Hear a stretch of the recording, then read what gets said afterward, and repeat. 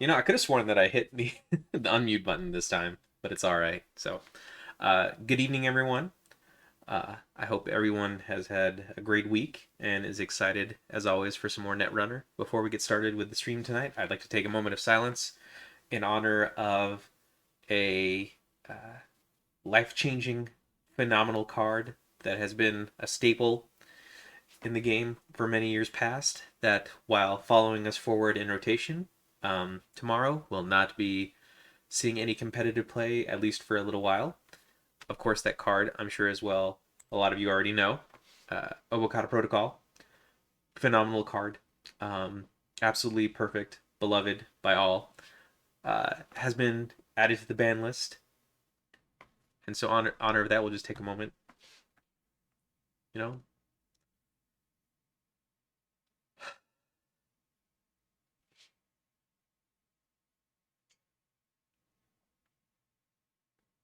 All right.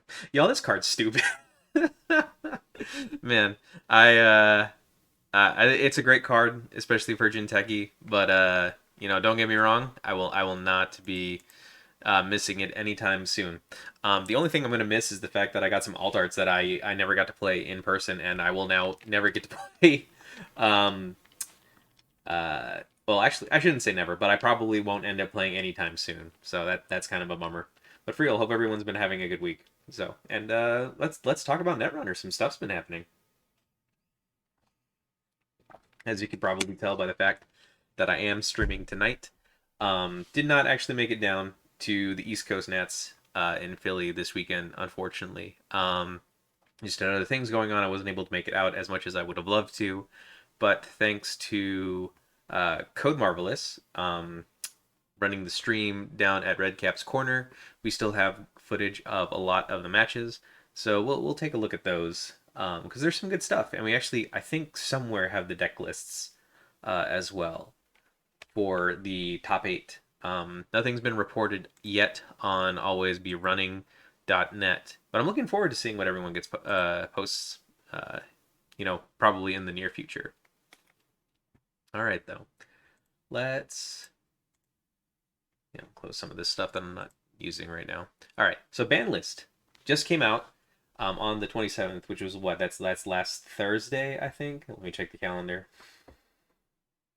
Yeah, last Thursday, just in time for the set actually getting released tomorrow, which is pretty exciting to be saying that we're finally getting like some new cards into the game. And we've been looking at previews for a little while now, but as far as where the meta's been at, I mean, we had the big ban list, the last one, what, after Worlds from last year, and that, let's see. Okay, no, we had one in March, which was yeah, okay, so this one was after there was one in March for Civic Grid, Drago, Endurance, and Woo. Okay, so but yeah, it's been a little while, but not a big one, but a pretty impactful one. The biggest one, of course, I'd say being Obokata. Just because you look at this thing, it's like in every they even say this in the text that they made Null Signal Games is that Obokata's just been in every major competitive deck for Jinteki faction. It's self-protecting. They have to take 4 net damage, and while Anarch has a lot of tools to like draw cards up, this one just kind of bites when you run into it. So perhaps you could argue it has a play patterns that you'll end up seeing a lot of. Like Stargate it into the bin, Mad Dash it to go for a score. Maybe runner sees it, can't score it because they're sitting on 3 cards in hand, and then if they're playing against PE, that would be 5 card cost. If they're not going to be winning the game off of scoring it, so it's some nasty stuff. Um, and yeah, they talk about it here. Like you have Fetal AI, which is a much older card. Oh, it was not too old. They put it in System Core 2019. And then Sting, which this one's great. I think Sting's a lot of fun. I'm down with this card. Um, yeah, it's just super strong. Um, but they did mention that all corps are getting a new 3-point agenda in the Liberation Cycle, and so Jinteki is getting this hotness, Fuji Asset Revival, which is a security agenda, which trying to remember. Does that trigger who's our boy? The Archivist. I'm trying to remember which. It's security or initiative. So interestingly, let's go over the card first before we even talk about the Archivist. So it's a 5/3 Fuji asset revival. When this agenda is scored or stolen, do 2 net damage. Deep down, she knew Benicio wasn't coming back.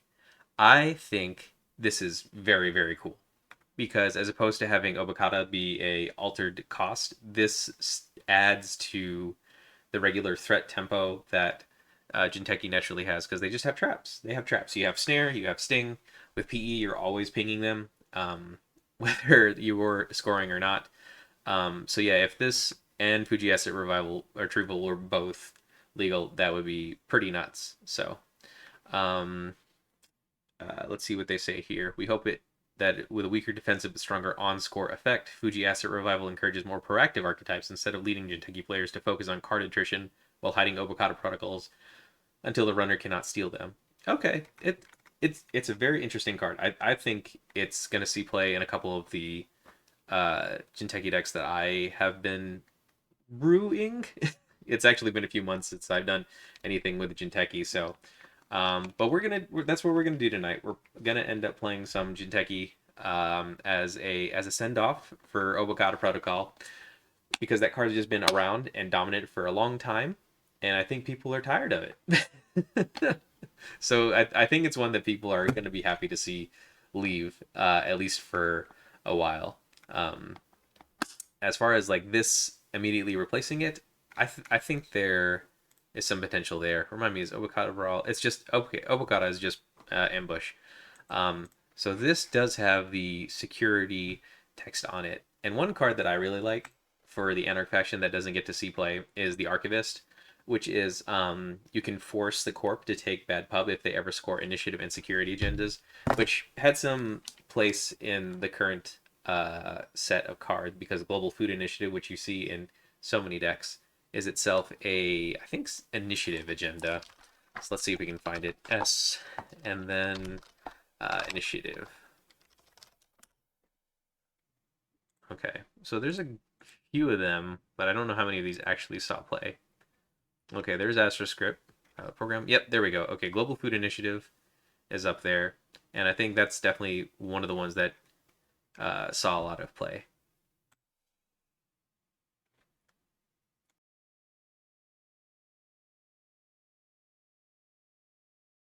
Oof.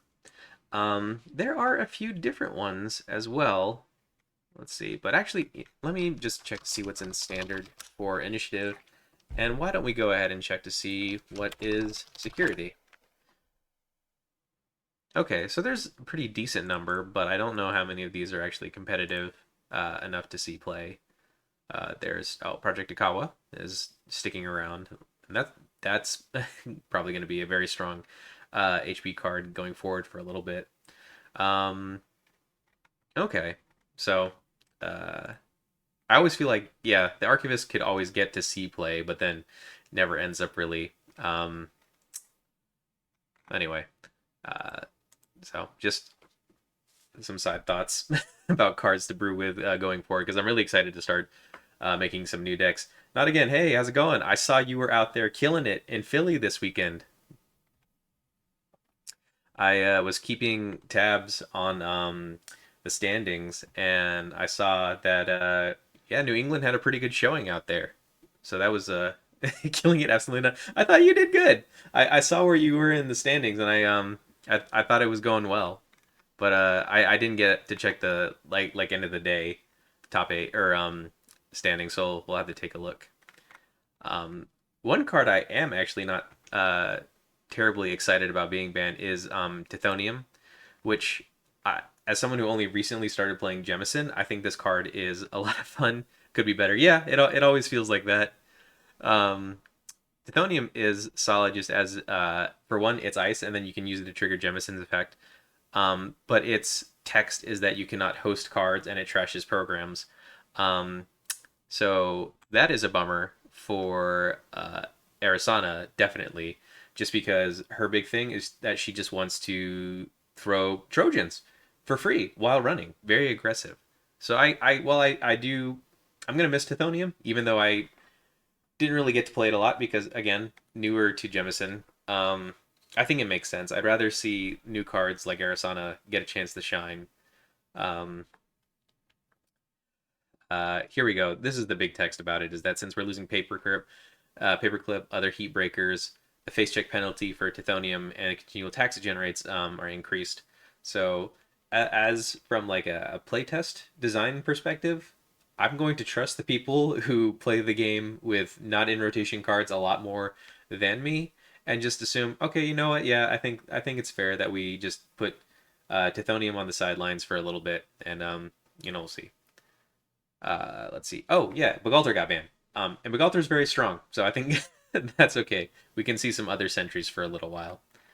Yeah, so that's the ban list, and that happens for August 11th, which means um here, let's go up back to the upcoming here for APAC.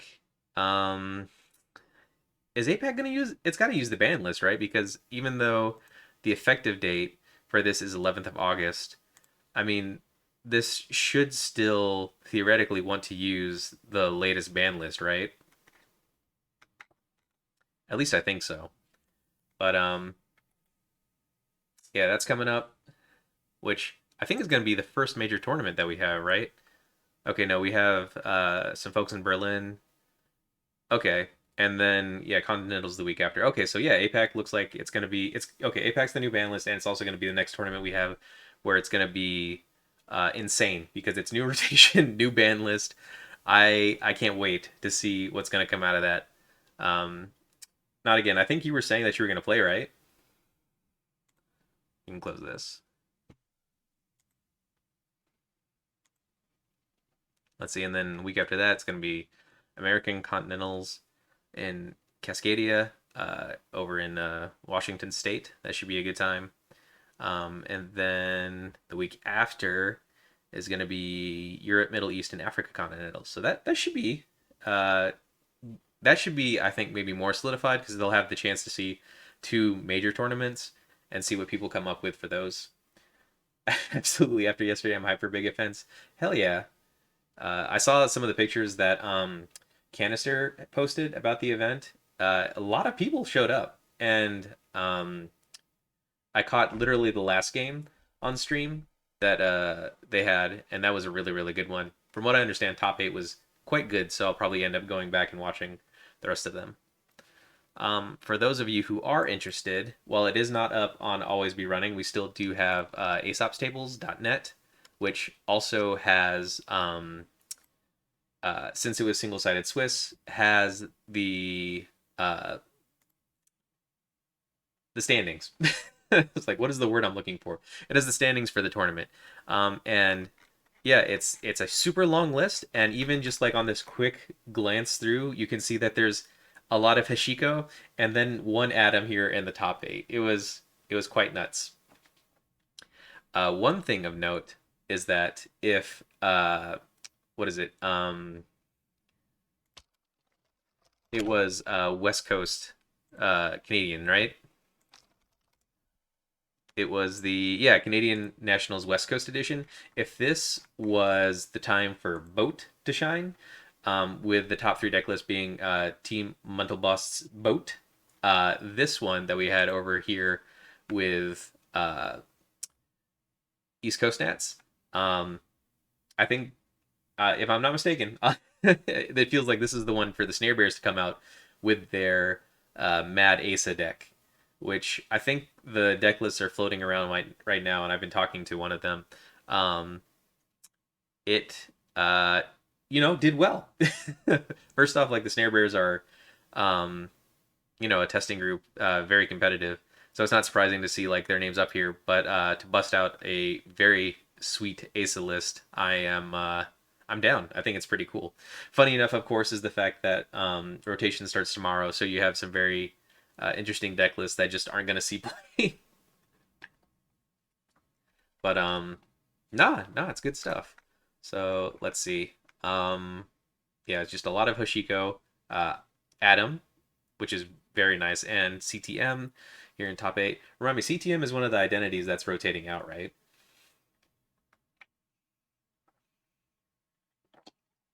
see, and I think this is one of our local folks, Holly over here on 13th, who I think was that's the top player from our region. I think a lot of 18 points. Yeah, here you go. See here. Yeah, not again. So you're 18 out of you know, almost 60 people, and then you're at 18 points, tying with a very solid list of other players. So I'd say that went pretty good. Um, and I saw early in the day that Essa was doing very well for you. One thing that does hurt as I go through this list, I can see Smoke did not do very hot for a lot of people. I know some Shapers came out. Let's see, there's some Lats, 1 and 4. Yeah, 2, 3. What a shame. I know we got a Smoke game on stream, which was cool to see, but yeah, Smoke has always been like a tier 2 identity, so it's a bummer that kind of goes out this way. But maybe with the rotation as well, it means that we're not going to be seeing a top 8 consisting of mainly Hoshikos and bin breakers. But we'll see. We'll see how things shake out for a little while. Let's see. Top 8. Let's see. Adam list was Chokes. 6. That's nice. And the one game I was able to catch was the grand finals between Fa and D. So I think Code Marvelous is going to be posting this online, maybe, or at the very least, it's on the Twitch channel, so y'all can watch there. I'll probably end up watching that tomorrow. It's closer to Shu? Okay, got you. Thank you for that.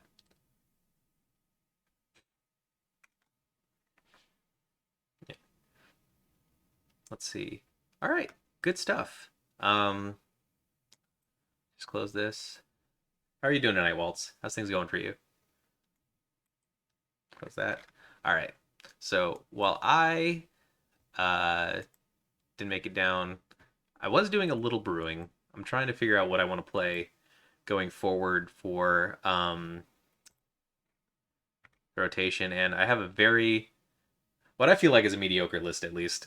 A first attempt at playing Arasana. Um, it mostly just feels like good Shaper stuff. Here we can just get in here and take a look. Going to okay, I got a quiz today. Oh, hope it went well. So again, Arasana's ability, pay 0 during a run, and you can install a program, paying all the costs for the program. And if it's not a Trojan, when the run ends, you have to trash it. So one thing that people have been pointing out is that, yeah, you can have World Tree. That way you can trigger World Tree's ability to trash the card and go get a different card of the same type prior to the trash. So I haven't played any World Tree. I didn't get a chance to try out Cabinessa Wu World Tree decks before the ban list happened. So so far, I feel like I'm mostly just sticking to the good stuff that Shaper has, like Dirty Laundry, Creative Commission, overclocking your SMCs with a couple extra things added in, because I feel like her ability to not have to spend that extra click to install the Trojan in the first place, that's super good. It's like you can get Cuban down or Cuban down to just get 2 credits, installing preemptively if you expect them to not res it, so that you can still get some money off of that, which is nice. And then I think Hush is going to definitely shine, just being able to throw it down. But as far as breakers, I know there's Living Mural that got shown to us in previews, and this is a Trojan as well. Can't move it unless you trash it via clone chip or some other. I think that would be it, right? Like you could just clone chip it to move it to a different piece of ice. So I think this is good, but you might want to have like a backup breaker like Echelon. I think Buzzsaw, Cleaver, Turbine, like this will be solid. Having 5 to 7th strength breakers is gonna make for a decent rig, especially with Lilypad having 2 credits, and then whenever you install a program, you can draw. You played against Arasana decks today. It feels oppressive as Corp, although Deck Def has MU and Econ issues, but it's still super early, so we'll see. Yeah, I'm looking to see what people who are much builder deck builders than I am come up with. I opted for Nuka as opposed to Diesel because I think with all the programs and stuff you're going to be installing, it might be worth it to go ahead and well, you can't use Poemu for this, but I also included Poemu to install just the bunch of stuff that we have going on. So it seems all right. It's at 47 cards, which I think is okay to run, at least for first couple passes in order to figure out what's good or not. So I did try brewing this with Botulus, but I feel like Botulus just costs too much influence for what you're going to get out of it. Because Botulus, I think, is 3. Yeah, Botulus is 3 influence, and not that there aren't good. Botulus is a really good card, but out of faction, it feels like maybe for how much it costs for your influence, you're not going to get as much value out of it. Did you see Urban Art? That's what makes the deck. I have not. I don't think I've had a chance to check out any of the new previewed cards, and I think it's actually up here, so we could maybe take a look. Urban Art. Ooh, okay. When your turn begins, you may add one installed non-virus Trojan program from your grip. If you do, place 2 um, on this resource. You can spend hosted credits to install cards. Ooh, that is nice. Let's see. So if you have, um, actually, I don't know why I navigated away from it. Um, let's open this up and then go back to the deck. Not again. What did you end up playing in the tournament? Here we go. Okay, so you could have.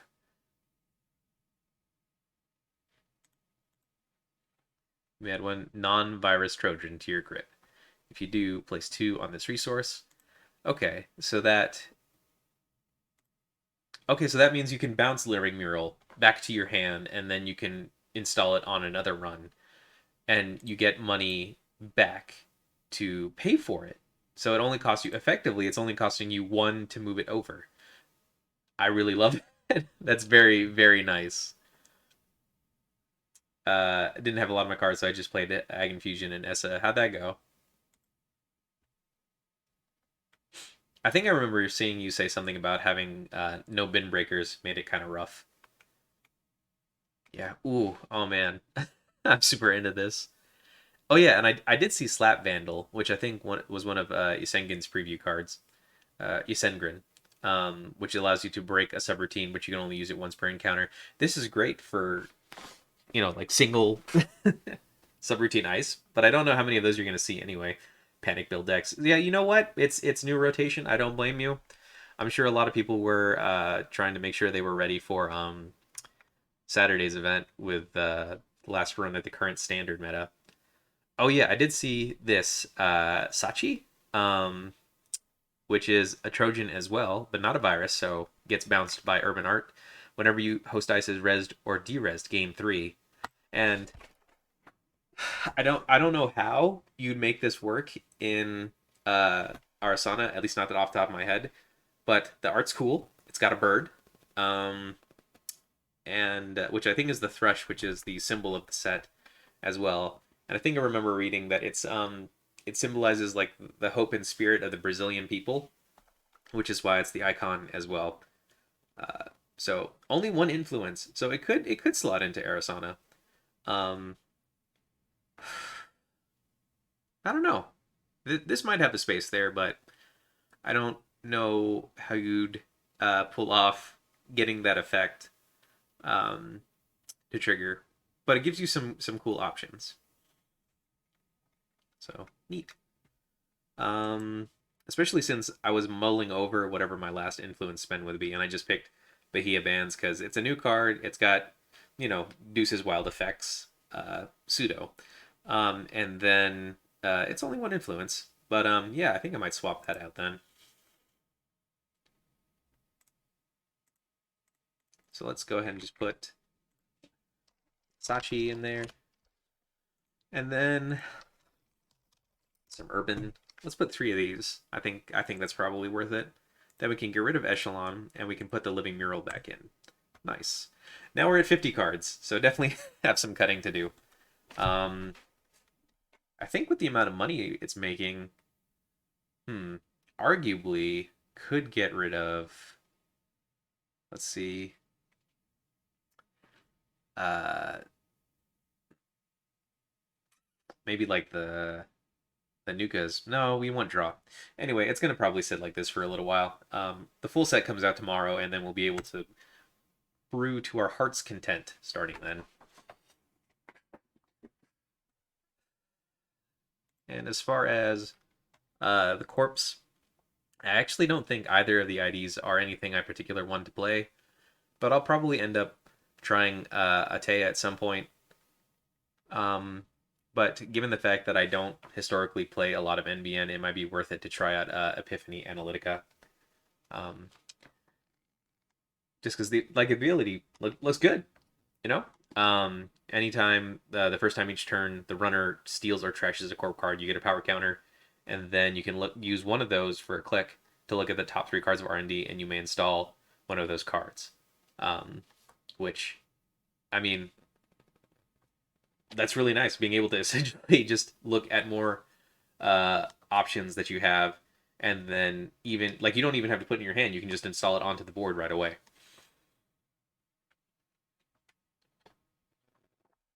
Let's see.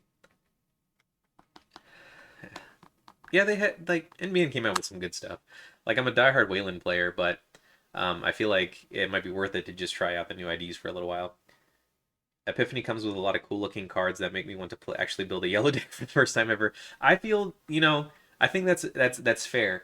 I played back in the original core set days where it was like if you wanted to win and play really good decks, you picked yellow, where you just had three Astro script pilot programs to just score out too quickly. But there's some really cool stuff here for this one that I think I might be, trying out for a little bit before I go back to my one and only love, Wayland.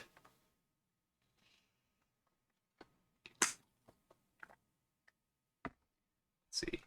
And at least because of Valentau, we do still get some bad publicity love to make up for the fact that both Bulwark and Mazolis are rotating. But I talked about that another time. Um, so yeah, we're gonna get some more cards tomorrow, and I think that means like the full set, right? Like everything is gonna be out. So I'll probably spend a little time brewing, and then hop onto games later this week. I don't know if I'm gonna stream that. I might just try to test with some friends for a little while, um, and then maybe show up on next Sunday with something that actually makes sense. What about y'all? Is there anything like in the new set that you see and you're just like dying to build for it? Let's see. I think Mercury. Mercury is still very cool. So I think I'm gonna build some kind of deck with them. Um, Especially since they have their console Hermes is just Leela's ability, and I was super down with Leela back in the day as well.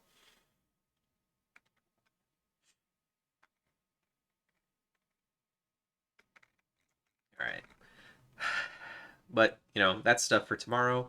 For tonight, we are going to play a couple games on JNet, and I think it's going to just go ahead and be the last time we get to see Obokata Protocol for a while. From what I understand, the setup for the new set is pretty much good to go, and someone just has to hit the button, and all the new cards will be out on JNet. So that should be very exciting, and I expect to see like the lobby just full of like usernames you don't see very often. People just slamming games left and right with new cards. In the meantime, though, uh, yeah, Obokata. So I talked about earlier, Obokata has just been a staple for a long time, been around for a while. And one of the stranger IDs that I had been trying out because I like playing like the weird stuff that comes out of Jinteki. Like PE is always very solid, but like there was Harmony Medtech, and then now most recently, arguably there is Iswak in terms of weirder decks that have been making it out. And I have like a list of a bunch of them here that I have been trying for a while. And I had a couple tricks that were working, but I don't think they would work in like a competitive capacity. But one of the things I stumbled early on was that I tried to kind of like attach myself to was the idea that a lot of people wanted to treat Isawak's ability as a like a shell game identity because you could score your 1-2s or 0-2s off of the board and make them 2 or 1 points respectively. And the runner could either run into an Erdic Cipher that could cost them 4 cards, or it could be like, I don't know what, a Cerebral Overrider. But over time, people found, that it's not like the most effective thing. So what I gravitated towards instead was kind of a pseudo Glacier Isawak build, which I think we'll go ahead and try because the deck of the week also happens to be Glacier Isawak. My version is all threes, big agendas, and then what I'm pretty sure is at this point just like my favorite card, Punitive Counterstrike, because odds are good that they're going to run into a trap or they're going to run into your threes. And with any luck, maybe they pick up a bacterial programming, and then you get to arrange the deck so that you can get some econ and maybe your other punitive counterstrike in hand. Um, I have done some tweaking to the version that we're going to try tonight, which is 12 pieces of ice, as opposed to, I think the lowest I had at any point was like 8 in this deck. But it has like a lot of good assets. It has money to guarantee that we could do punitives, and then some mitosis if we're ever at a point that we feel confident enough that we are going to be able to score out. Is this a good deck? I don't think so. I don't think it's very competitive, but it is fun. But there's definitely some better builds out there, which is including the Iswak was right all along deck here from Lost Geek. And I did end up watching this video, which includes like a couple playthroughs by Lost Geek. It's very solid. It has a lot of good defensive options here, especially since it's running 16 pieces of ice. It has Thimble Rig, so you can move your Nancies whenever you need them to. And then it's big Glacier style. And I won't try to like dissect it because Losky goes into a better explanation about it than I do. Essentially, is that you have a Glacier identity similar to what Plana was doing back when that was still around. And so, like, I have a lot of traps in my version. It probably is worth it to cut and put Lacosta grids in instead to just set up a remote server. But in the meantime, I think we'll try like this. I'm just gonna like gesture vaguely this. We're gonna try this, and then after a couple of games of that not going super hot, we'll go ahead and try Lost Geeks deck, and hopefully I can do decent with it. Um, so let's just go ahead and get this set up onto chainnet. Oh, whoops.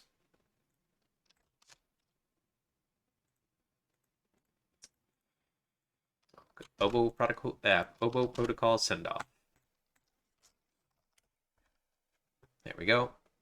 And then I'm just gonna go ahead and copy Isawak was right all along in here, and then we can play that after a couple games.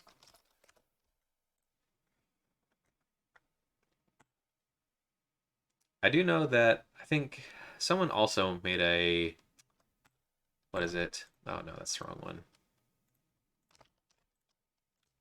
There we go. There was another deck list that was floating around here with Isawak as well, and I think it was Diogene. Yeah, here it is, Diogene, who is just out here always doing the Lord's work, making tons of decks all the time. Talking about there's different options that he tried for making Isawak work. Just this giant list, which was it's a good read. I'm hoping going forward that some of this actually comes to fruition with the new cards. One thing he does mention is Lacosta Grid. So I feel like actually Lacosta Grid will be a staple we'll see in Isawak decks if it reaches a competitive point. But for now, I feel like it's just like a really fun idea. All right, let's see if we can get a game up.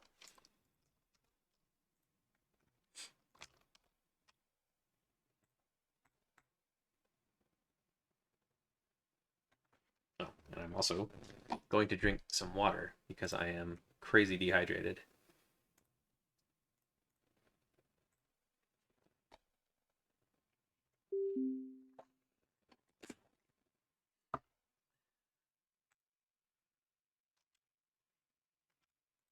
So 419. All right, we have DNA tracker, and we have mitosis, hedge fund. This is actually okay. I think we can just keep this. Install an HQ.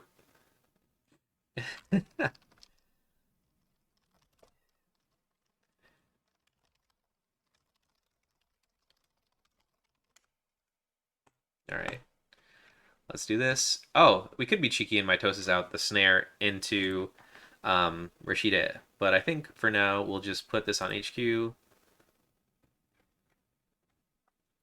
Yes. Oh wait, right. I forgot his ability. Let me do this the smart way.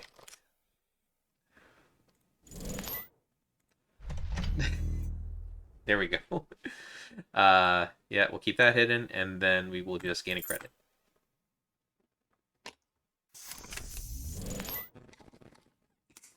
All right, we got turtle, which is a very solid point for going ahead and just including. Um, oh, bunch of cards. It's a good point for just go ahead and including the virus in any of your decks. Oh no! All right, so they saw the trap.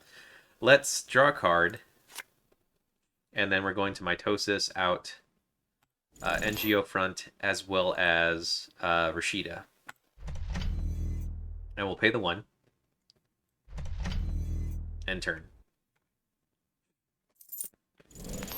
Yeah, Carpe Diem. Ooh, big econ. All right. Mandatory draw. Let's draw as well. Okay.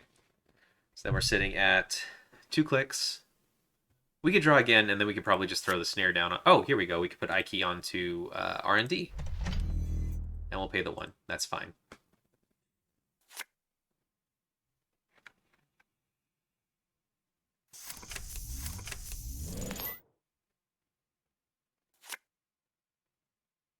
All right, very nice. All right, let's go ahead and res Rashida this time. Start turn. Let's see, I think it's click mandatory draw. Trash this. Gain 3. All right, nice. So we're looking pretty good. As far as options we have, I think we could. I think we might want to start setting up a scoring server. So I think we should mitosis out the Urtica and then the snare as well. And then we should throw a piece of ice on something.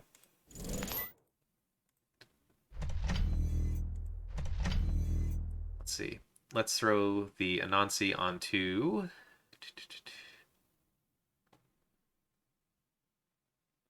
I think we have to throw it onto archives because we just can't have them running in and getting in for free. I don't know. Let's see.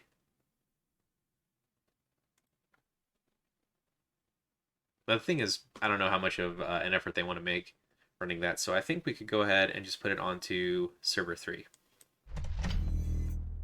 At least we're getting our value out of it versus 419. We're getting a bunch of installs in at the same time.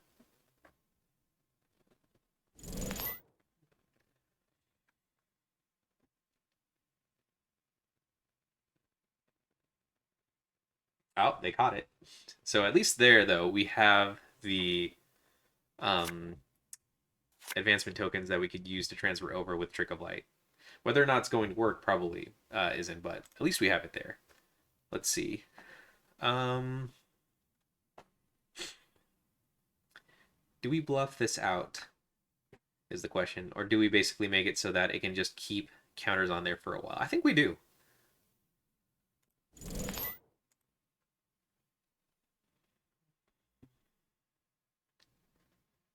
And then we'll just take some money for a little while.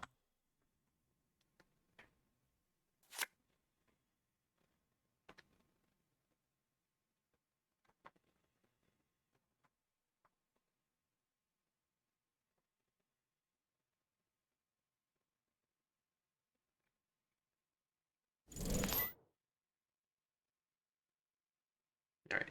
No further actions.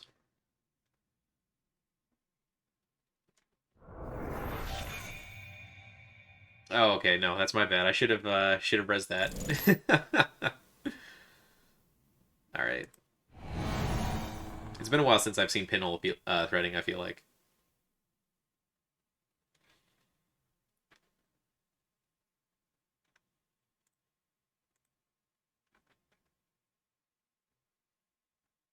All right.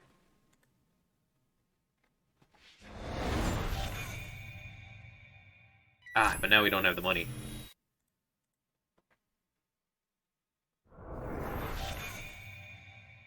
so that's a shame.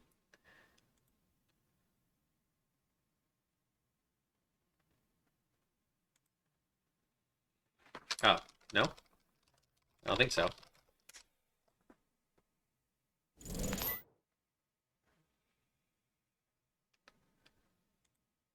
Nice, got the APOC out. So we don't have enough money to double punitive them, which is fair. So I think let's put you on HQ. Yes, and then we'll just gain some credits.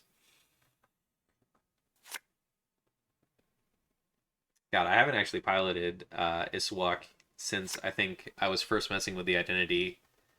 How long ago was that? Let's see. I actually closed up the other window I had, but I can take a look and see.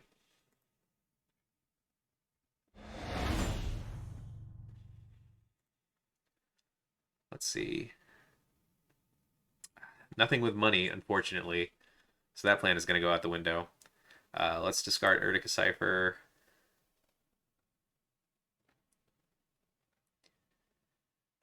Um, Maybe the Ivic. Done. And then we'll move NGO front to HQ, and we can install Advance. Let's see. That's done. And then I think, what do we want to put on R&D? Probably just uh, Regolith, and then the two snares, and then another Regolith. Because we're going to draw up into it. Like, I'm assuming he's not, like they're not going to run back and try to check the top of R&D.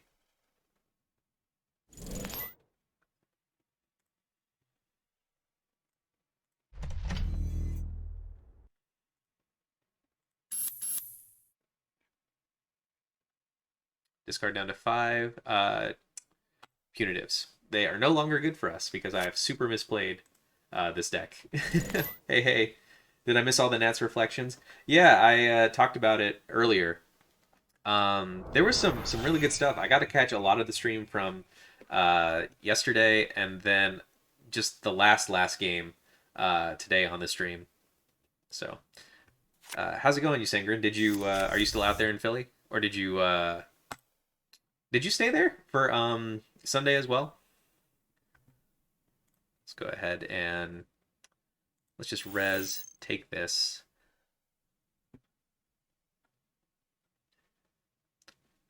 Put this. Let's just get some more cash.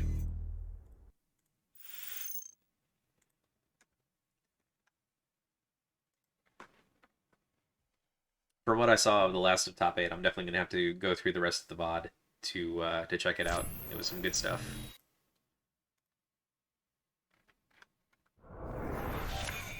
All right, so that's 2 snares down, and we have one more.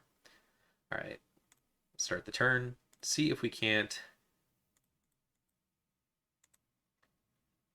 get a little lucky with collecting up some money. I'm on a train back right now. Nice. How did your future standard and startup events go?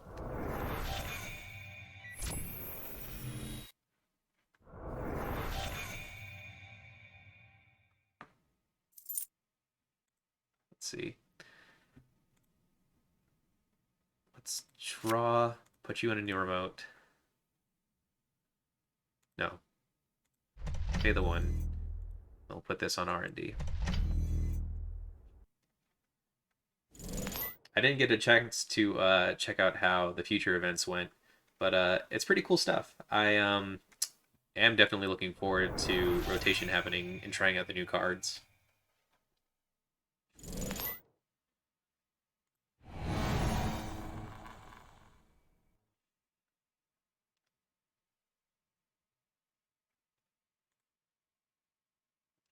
Let's see, what is the text for this again?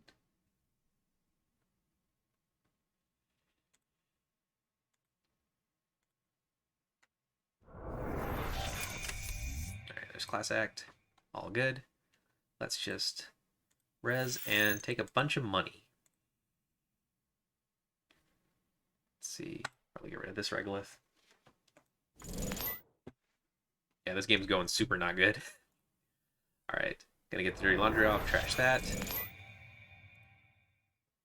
Man, if I could find another piece of ice, that would be fantastic.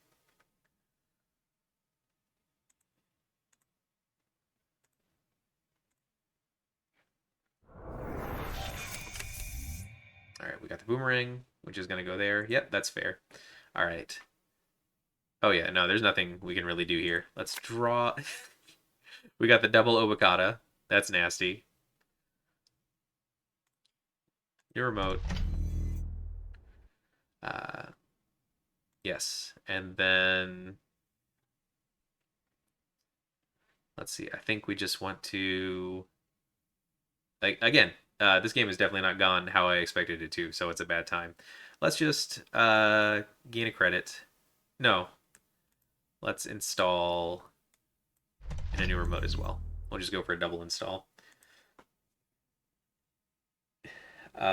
Most people proxy the new Shaper in standard. Yeah, I think she's gonna be the one that I also end up trying out. I saw that there's been some new stuff like the Sachi the Bird Trojan in Criminal, and then the um, what is it? The artworks. That looks like Nottigan was saying earlier that that's the car that's gonna make the deck. So Urban Art Vernissage. That's gonna make the deck. I'm really looking forward to trying that out.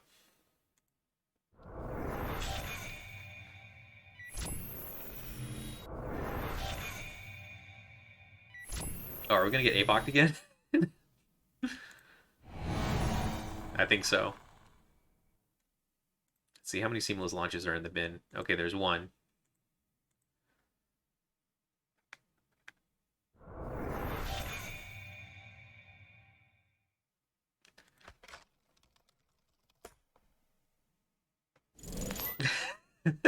Dang, two APOCs. Yeah, this game is rough. So I think we'll just let's see, archives. We'll pay the one and then credit. Was there any Mercury showings for the start of the event?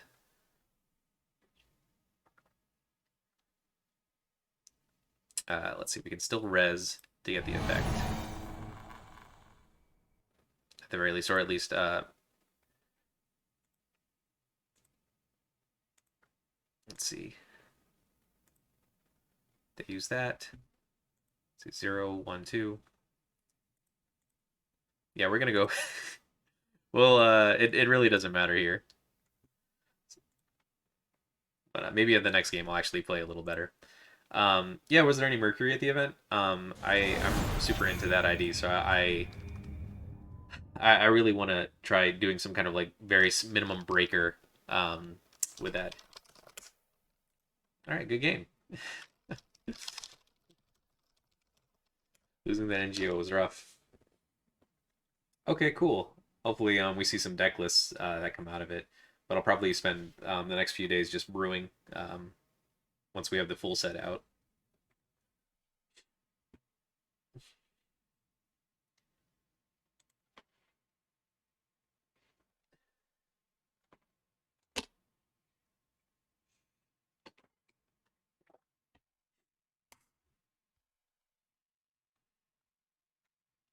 Let's see.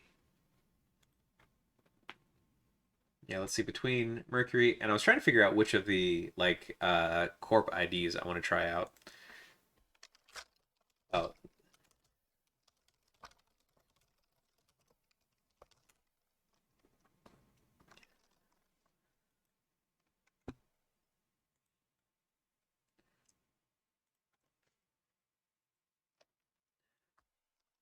See, Mercury took the top two spots in standard, though only went 1-1 in both cases. Oh, interesting. Okay. Still, very cool seeing people showing some love for the new identities.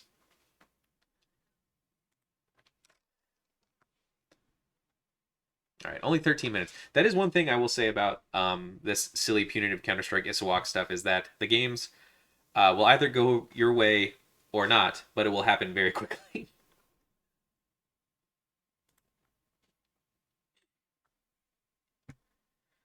Even I said there's still no one's home. No one home for it. Yeah, that's a good include. Thanks for the game. Yeah. All right, let's set up for another one with this silliness I got.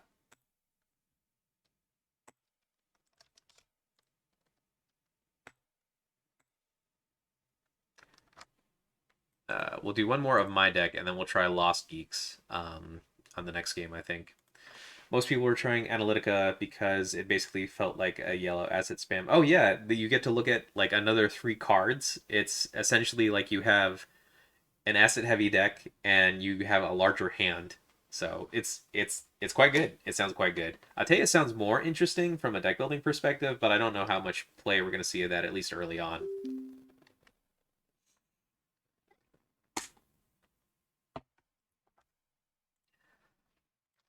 Oh boy.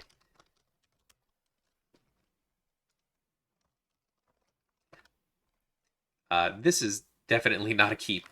Um, too early on because we could get the Anansi down and then we can get an NGO front for some money. We could get a better hand. We got a worse hand. Dang. Okay. Especially because per the influence I've spent, I only have two spin doctors, which not the best call. I think.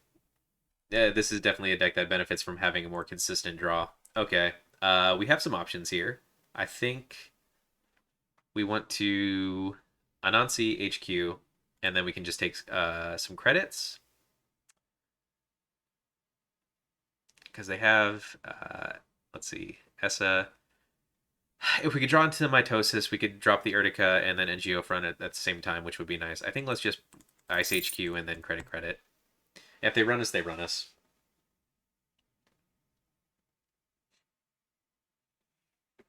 I feel like we're definitely going to end up seeing a lot more of analytical than uh, or Analytica than Atea for a while. Um, but I do hope we get some more Mercury. Mercury is looks like they're a super fun ID.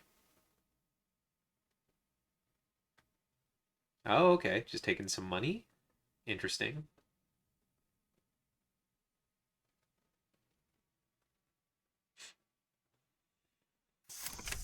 And there's the marrow. All right. Thankfully, the Sab ability doesn't happen often since we're running punitives. Let's trash two. Let's trash this. We could trash a bacterial programming, but with liberated, they'll probably be in money for a little while. I think it's okay if we trash the Obokata and one off the top. Okay, Trick of Light, not bad as far as cards that we lose go. People just don't like Jinteki. Yeah, historically, I feel like that's a true statement. People just don't like Jinteki, and I only like playing like the weird Jinteki IDs. All right, there we go. Let's make them run it. Let's R&D and then new remote, new remote. They'll probably click for some cash and then run something.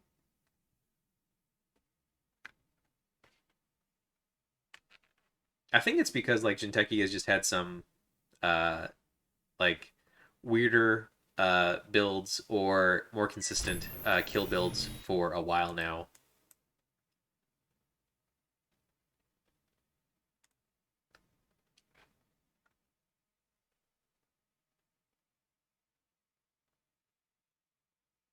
God, Anansi is so expensive.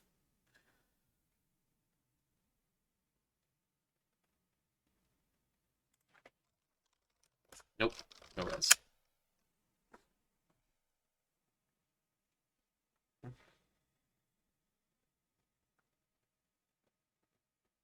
I think Atea might end up being much stronger, but it depends if Jinteki ends up having the ice pool uh, had like in the Panic Piranha days. You know what? It might. I'll have to look at some decks because that was before I like that was between the window of me playing and then coming back to the game, so I didn't get a chance to see Piranha, but I know it did very well, right? Like it was a pretty strong idea at the time. Something will do something to me out of turn. Ah, no worries.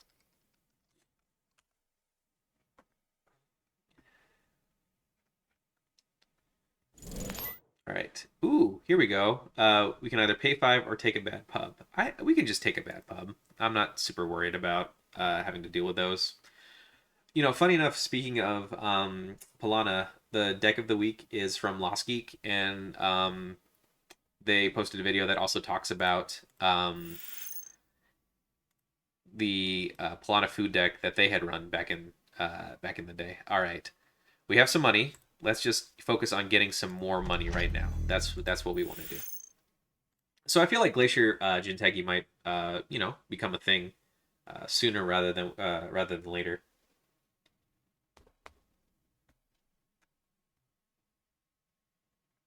All right, so we're gonna get some money from Regolith, and then we'll be able to res our Anansi as well as our Ike, which is great. Arctica, we're just gonna keep here on the board, but I think it's okay if we throw some counters on it. That way, if we draw into one of the Trick of Lights, we'll be able to trigger its effect.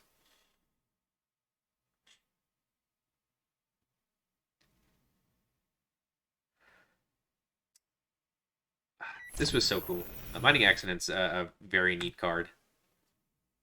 Just doesn't get to see a lot of play, I feel like, especially since if you run against Outfit, they're fine with Bad Pub, and then other identities, it's uh, not as rough on them as it could be for others. Oh, they hit the Urtica. What did they lose? A Liberated and a T400. Okay. Glacier Kentucky is pretty much what I tried today. Yeah, I mean, like you were saying, you played Ag Infusion, right? And Ag Infusion is Glacier Kentucky. All right. Let's let's make it tricky for them. Let's hedge fund, install, and then we'll advance this once.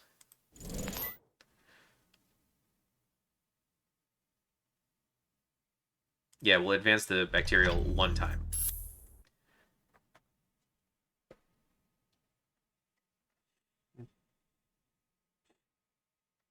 Because they're gonna have to spend some time drawing, so that might be this turn. We could put two more onto bacterial programming, and then on the turn after, we could actually score it out with seamless in order to get the Isawak ability, which will be nice. Or if they take it, we're gonna have access to a lot of cards, and we can maybe draw into more econ and or another punitive to finish off the game.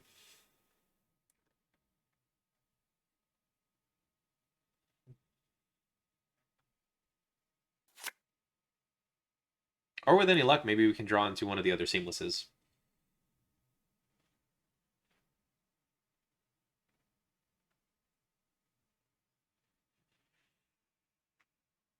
They're not triggering S's ID ability as often as I expected. They only got the marrow, and I mean they have paperclip in the bin, but I don't think this deck has much in the way of barriers. Check the deck list really quick. Oh, okay. No, that was a bad call. All right. Okay, yeah, there's two Ivics, but I mean, they're not especially strong.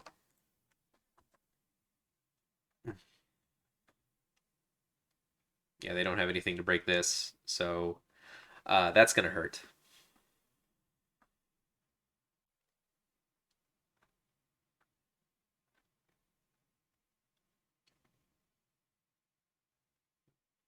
Okay. All right.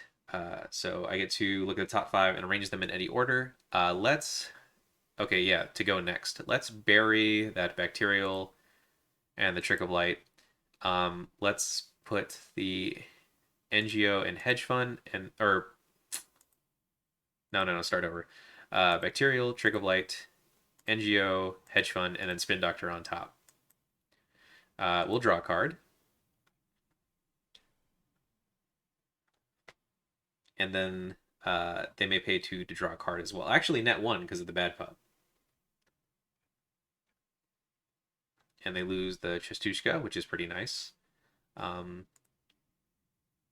they do a net damage, and then they get three more on top of that. Ooh, man, when Anansi fires, it is rough. They can't trash my spin doctor. Oh man, that's good. There was a 50-50 shot if they hit that vulnerability audit that or no, it would have been a 25% chance if they hit the vulnerability audit. I think I could have just killed them. All right, let's advance this twice, and then we can just hedge fund into some more money because they're gonna have to spend some time drawing. So we seamless it, and we get a bacterial programming for 4 points.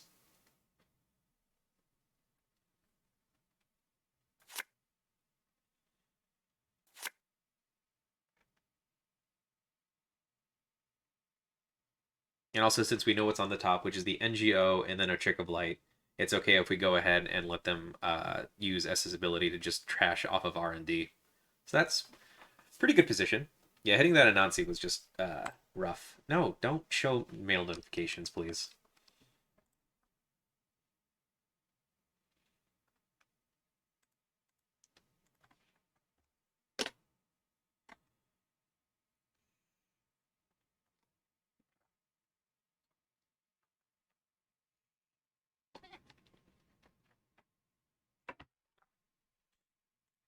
All right.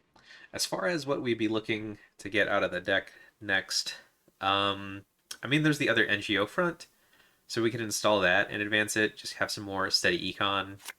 I think we just threaten scoring agendas out for a little while.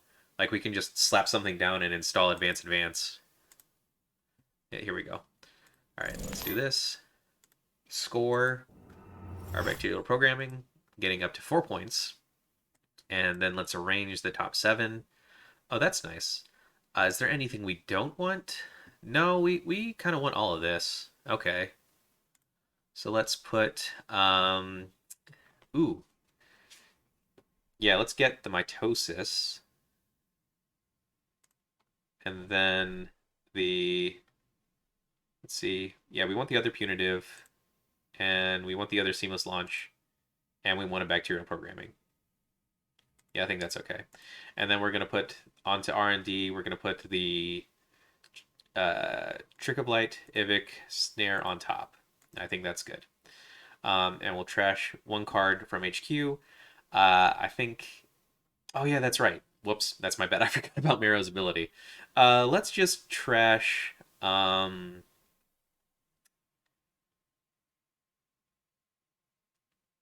you know what? We don't need the seamless to trigger the ability, so we could just trash this. Um, because we want the money in case they score out for the punitive. Oh, you know what? I wonder how cheeky we could be because we could we toss another one into the bin. Now we should just get rid of the seamless, and then we mitosis. We put out the NGO, and we put out uh, let's see, another bacterial programming probably. Yeah, I think that's okay. And then we end the turn.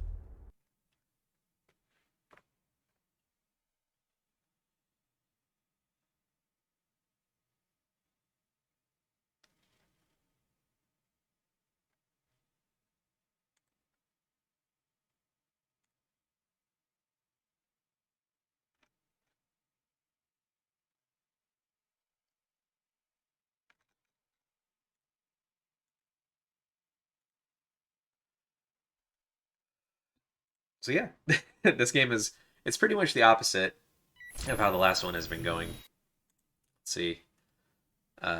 No further actions for the bacterial programming.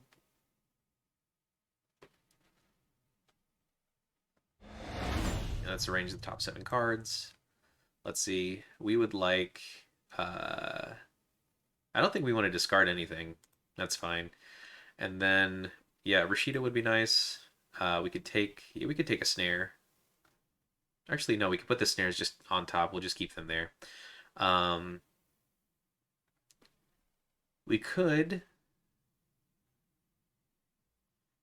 keep. We could take the Trick of Light though. I think that's all right. We'll take a piece of ice too. And then we'll put the bacterial programming, anemone, and then 2 snares on top. Done.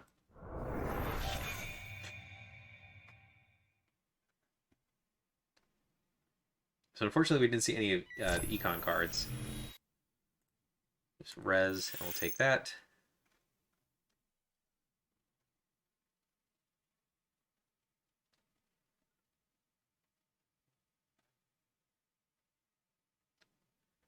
That's a question of, do we go for value punitive here if they don't draw up? Although honestly, I don't think they expect the punitive. It's not. It's definitely not a very common card.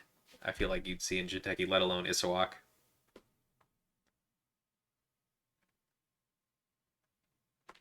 But as far as our next turn, probably, let's see, they have enough money to get Paperclip out, maybe, and then install for... double punitive does kill here, assuming they don't draw. They have 2 more clicks. Yeah, or unless Steel Skins, that's true. So one thing I'm wondering is it worth it to go for that, or if we could just oh, Chichuska. Okay.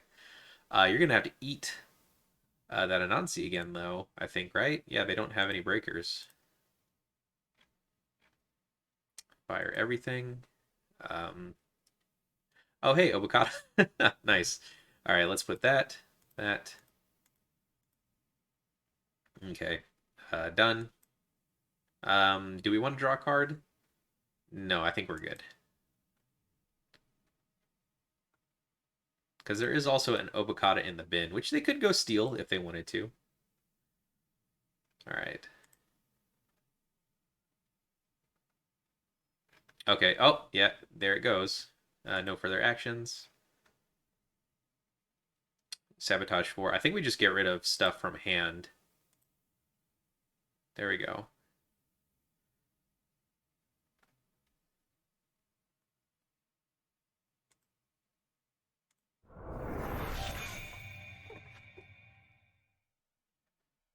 Okay, yeah, I think we have it. Because even if they draw up, right?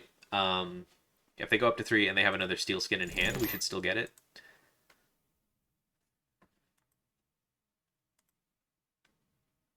Cannot take that Obokata.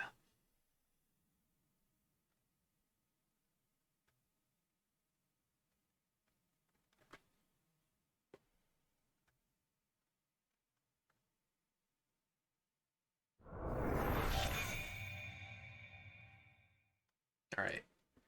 Yep, let's go for it.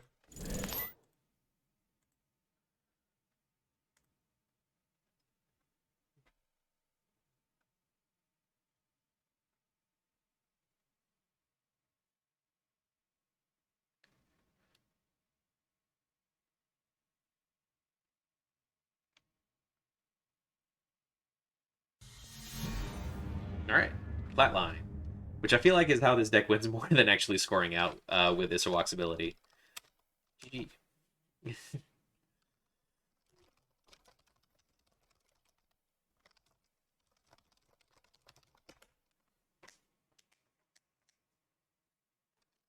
I've said that about this deck. It either wins or loses, but it's very quick.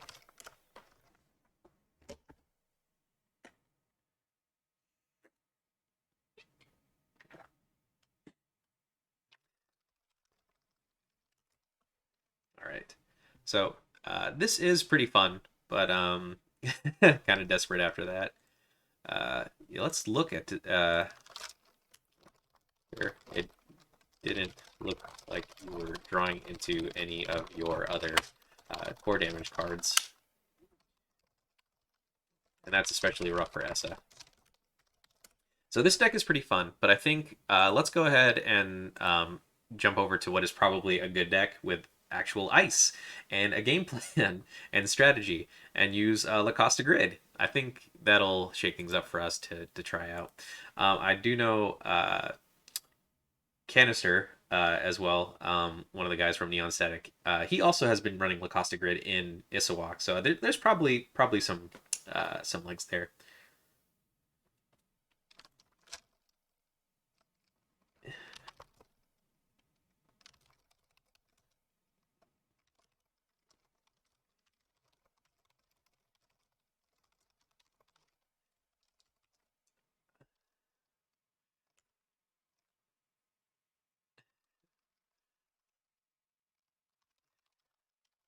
Let's do help. All right, let's do a couple games with Lost Geeks deck, and we haven't done any scoring out with Obokata at all this game, which is a rematch.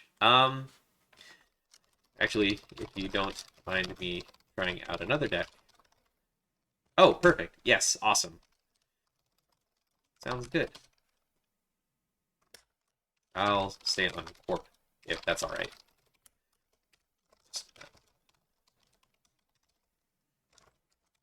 All right, cool. Let's go ahead and make this game, and we'll do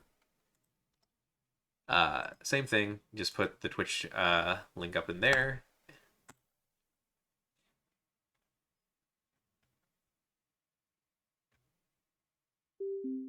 There we go.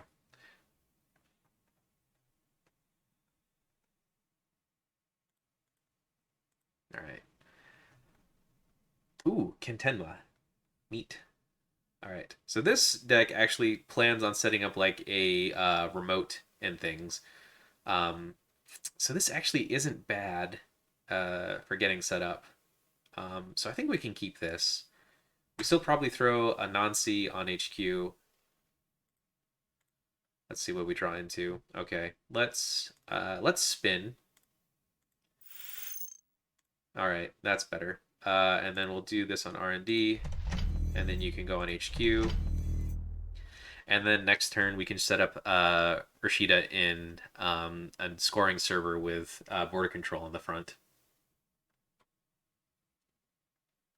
That'll help us out in the long game when we finally dig out our Lacosta Grid and get that on board.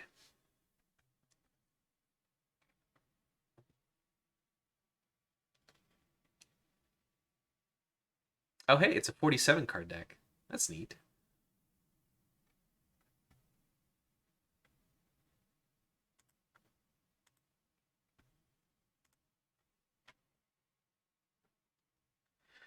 Rules question. If I run this Victor and you trash, it's not a successful run, right?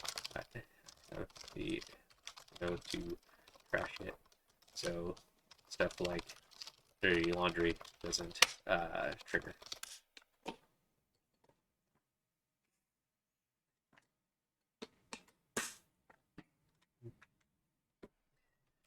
I have made that mistake before. God, that sure was a learning experience, burning a dirty laundry on a spin doctor. But it's a good way to learn when you make the mistake.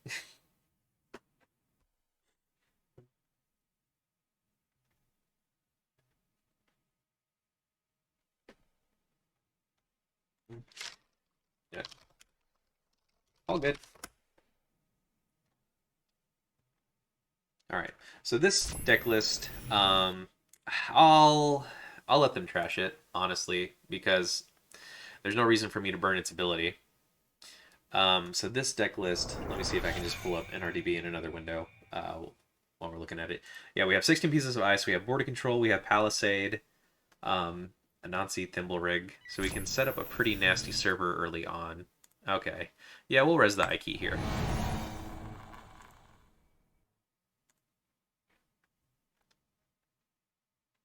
They don't have any breakers, so we're going to go ahead and get at least 2 points of damage, but we'll see if they spend any credits. I'm not spending anything here.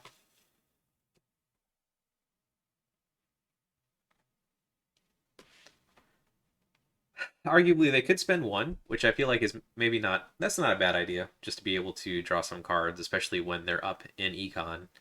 Um, oh no, spend nothing. Okay, but losing a boomerang and a dirty laundry. Ooh, that's rough.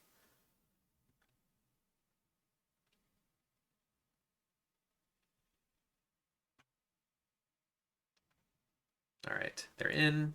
Let's see what they get.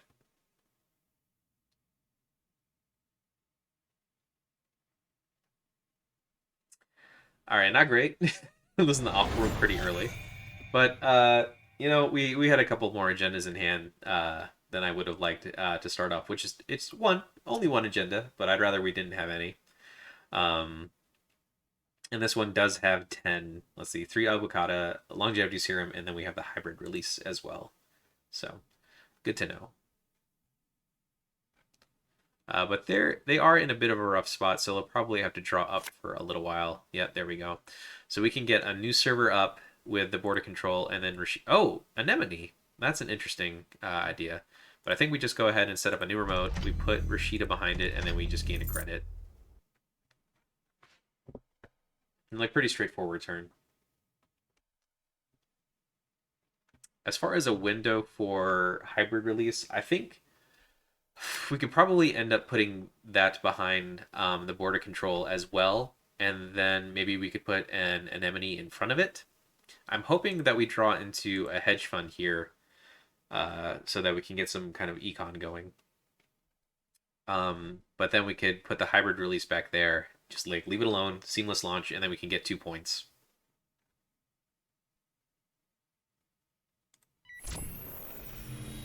Let's see.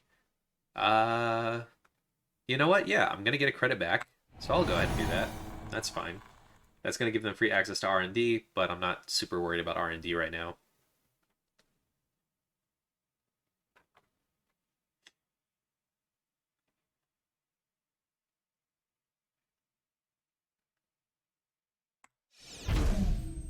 All right, so we're up at 2.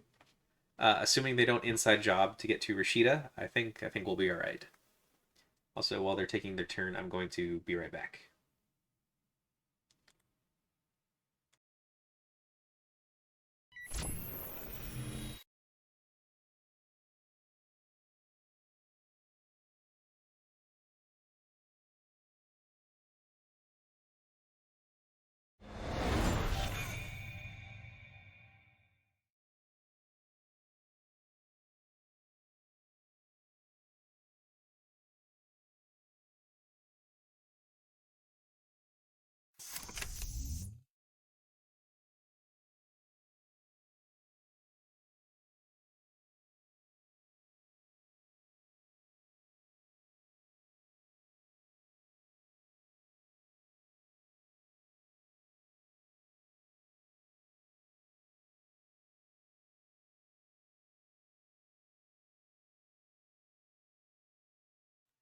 Oh man, I step away and they grab their off-world office.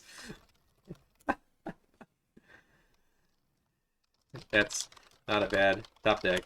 All right, let's get this Rashida online. Start turn. Mandatory draw using Rashida.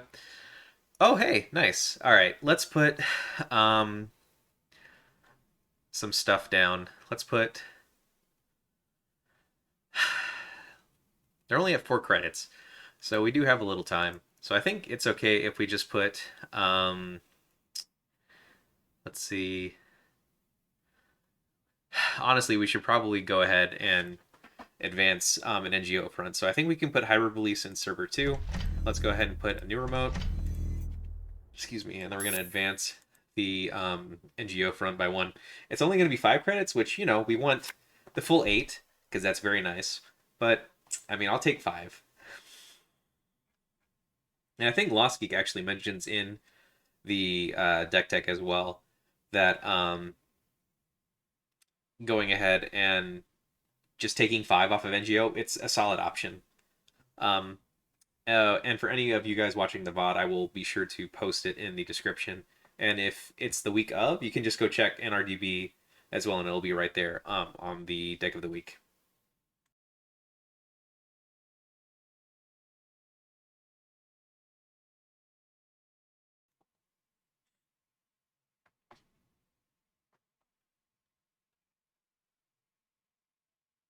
So they definitely have, this game in their favor. Diversion of funds.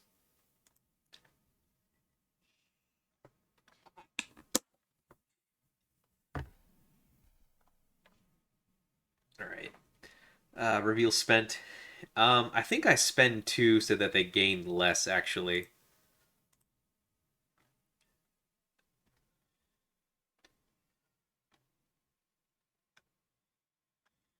Because that means I'll only lose 2 credits and they'll only gain 2 credits.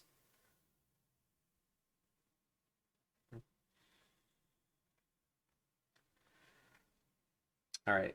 Oh, they only spent one. So they take two, and then they did draw 2 cards because we spent a different amount. So, all right. I was thinking, like, oh gosh, it would be nice to have like an asset I can throw some of this money at, but no such luck. All right. No further actions. Do they burn the ability? Yep. Okay. So now they're up to 7. I have nothing. If they hit R&D again, I think I just have to let them. And I can advance NGO once, take its ability, seamless onto hybrid release to score it for 2 points, and then uh, put Rashida. Oh gosh, I'm broke. I don't have anything actually. I don't even have the 1 credit um, to get through. Jeez. Okay. So I think I credit as advance NGO. Okay. They don't have.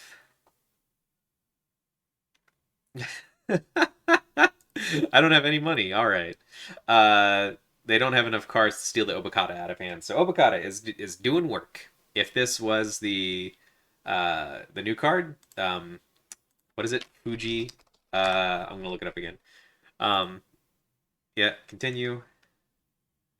Standard ban list. Here we go. Yeah, if this was Fuji asset retrieval, I would lose the game, assuming they steal it. But they'll probably at the very least see that I have Obokata in hand. All right, no further actions. Oh, did they lose a tread lightly? Okay, that's not so bad. The deep dive I feel like is a curious include, but I feel like it still makes sense for Express Kentenma, since that's his bike Swift gives him a click. All right then. Okay, so this is a rough spot. I think let's see. I gain a credit. I'm gonna advance this once to res and take 8. And then let's seamless launch onto hybrid release to score it out and get 2 points. We're in the game.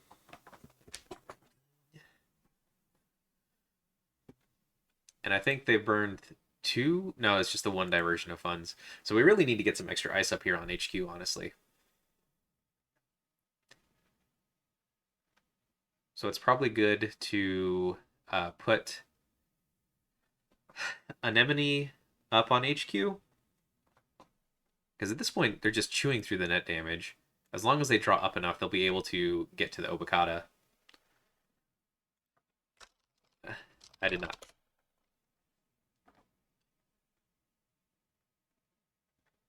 Another skateboard line there was take 5 from NGO, Hansei, Anemone, score hybrid, install Anemone, off hybrid. Yeah, that's also a pretty solid one.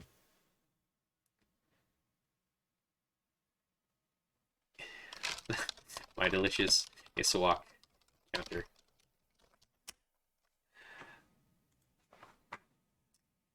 Yeah, I feel like 5 would have been fair, right? It would have been fair to just take the 5. But we'll see what we top deck as well, and maybe can Hansei that. What's rough here is them being at 4 points and then Obokata just kind of sitting in my hand. Because if they have another legwork, they could run it, and then they could take it with enough cards in hand. I don't really have any spots that I could put it right now, other than server 2, to try and keep them away for it a little longer because they don't have any breakers. Like, there's Boomerang, but I mean, whatever.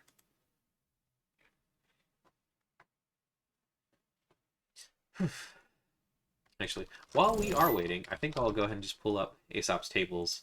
I do want to see uh, how the future startup and standard ones went. Let's see. Okay, future startup has an Epiphany Analytica at the top. Very cool. And then let's see. Mercury's like Ysengrin was saying, both 1 and 1 on the standard side. I'm down. I think Mercury's got some cool tricks. Breakerless Mercury, like I'm thinking, probably not very great. But it does seem like it'd be a fun deck build. All right, I missed their entire turn. Let's see. Harmony AR, shuffle 5 cards. All right, and then draw a card. Okay, so they have cards. All right, let's um do some stuff here. I think um we need to get some money here. So we're probably gonna have to throw away the Palisade. Let's put some ice somewhere. I feel like we need some kind of breaker to stop them from getting in here because they just want to. They just keep wanting to. Um, so maybe we have a pretty decent amount of ice, so I'm sure we'll draw into another one. So I think it's okay if we put this on HQ, on Sai, the Palisade to get back up into money.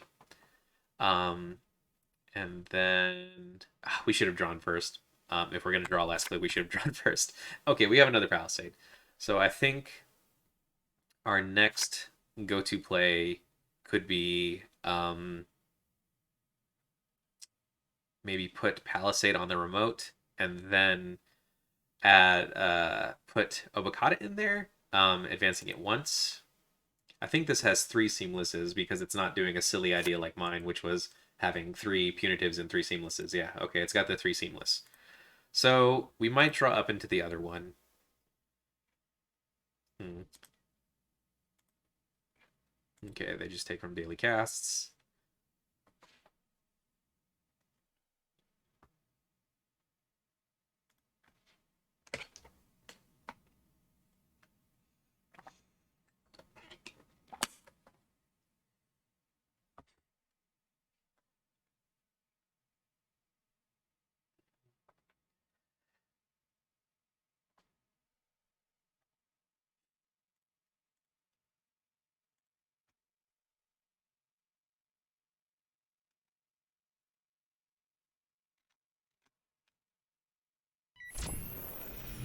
All right, going for the archives run. Interesting. I guess they just wanted to check what I threw face down because they have like a pretty good. They're in a pretty good spot.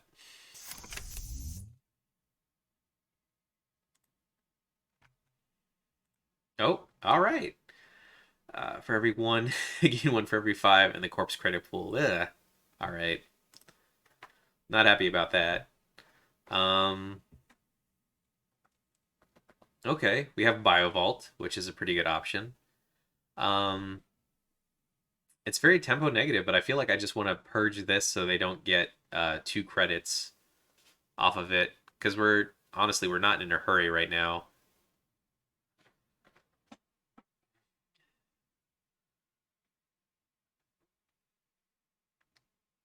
That's actually we can make sure that they only gain the 1 because we install up for 1 and then we can install the Obokata and then that's 1 as well. So let's be a little cheeky. We'll try that. Yep, and then server 2, and then advance there. Yeah, so Tapworm is only going to gain them 1.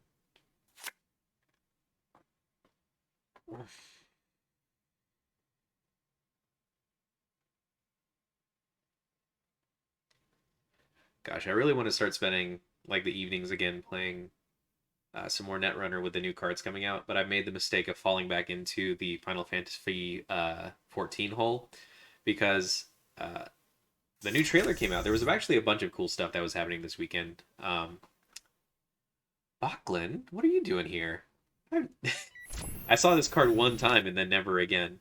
The first time you encounter a piece of ice, place 1 power counter. Do you res the ice you're encountering if its strength is equal to or less than the number of hosted power counters? Interesting. Um,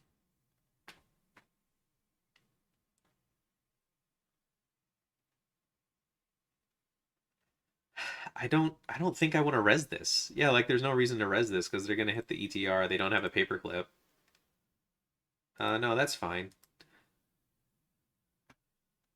Yeah, there's a lot of cool stuff happening for things I'm vaguely into. Final Fantasy XIV Fan Fest was over in Vegas, and they showed the new trailer for the upcoming expansion pack, Dawn Trail, which comes out.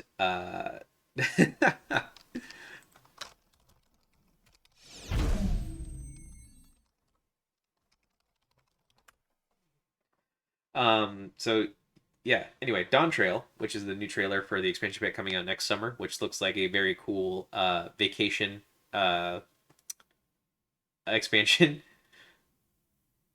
where we're going to check out what is inspired by a Latin and Southern American looks like region.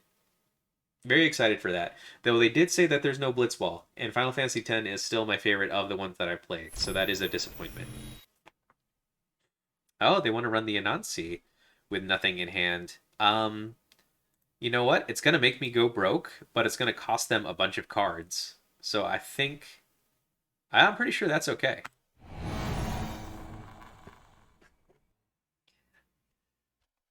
And then, oh yeah, Path of Exile, which is a game I was super in love with years ago. Its convention was also this weekend, and people were showing off things for Path of Exile 2, which I have not kept up with at all since it's been a long time since I played the game. Okay, we get hedge fund and all three Lacosta grids right off the top. Nice. Okay, I think Ike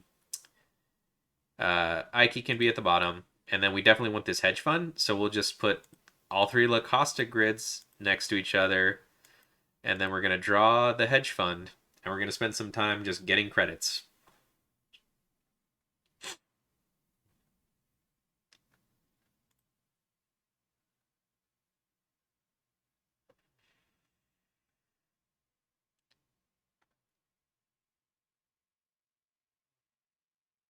And they did pay 2 to draw a card. Okay. All right. No further actions.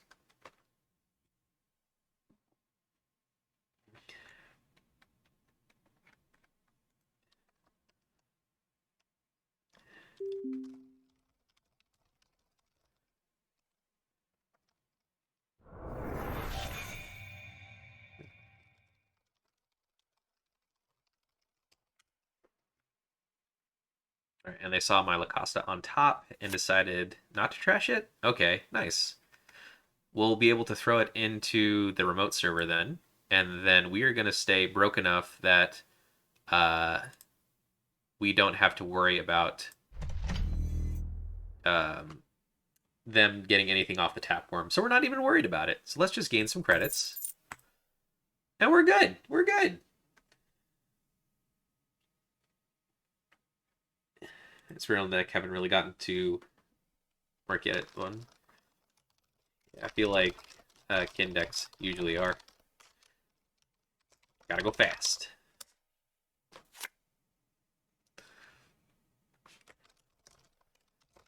I also really love his console. Yeah, I think Ken has a great console. The bike that just gives you a click right when you play a run event. It's very very cool. It's got great in-universe flavor for like you look at this character, you know, of course he rides a bike through uh, the skyways of the cyberpunk far dystopic future. All right, so they're drawing back up. So one thing we could do is we could actually just res the Lacosta, and then start throwing counters onto the Obokata, uh, which I feel like that's a fair play because then we just take 3 again. Tapworm does nothing for them. We're still able to keep them out. Oh, we have comment. We have a spectator chat.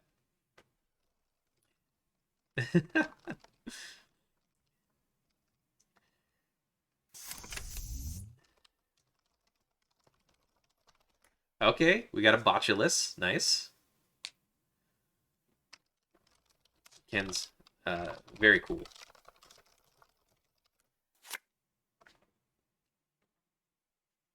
All right, so we got a Botulos there. Let's res, start turn, choose a card in server 2. We'll put a counter on Obokata. La Costa is an upgrade, so or it's a region, so we only get one region per server. I think we just gain 3 credits. On the start of the next turn, we get La Costa to pump Obokata again. We give it another third counter, seamless launch, so we get the Obokata for 6.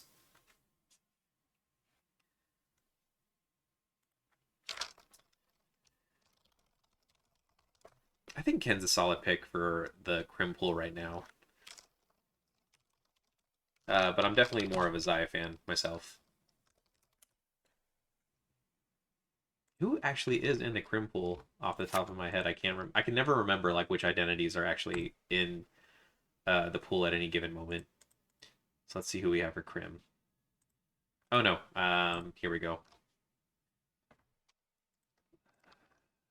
We have, yeah. Okay, yeah. We have 419. Who his ability is just really good. As doesn't see a lot of play.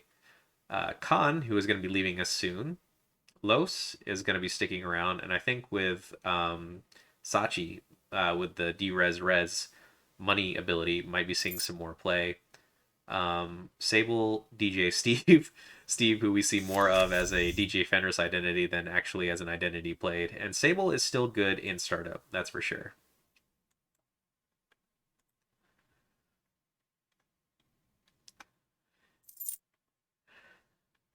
All right, let's see. We got gain, install daily cast, gain 1, and it was to draw a card for first click. Uh, I've always been a Wayland Anarch player, even when I play other factions. Uh, they bleed over. All right, let's start the turn. Ping Obokata. And then let's gain a credit. Actually, seamless launch. Score this out. Now we're at 6 points. Very nice. And then so they'll be able to get through the Anansi here one time using all of the abilities there. So I think we could just put the Vault in server 2. That way we can just get some counters on it. Because we still don't want Tapeworm to gain any money for them. And then we can credit credit and then hedge fund on the turn after.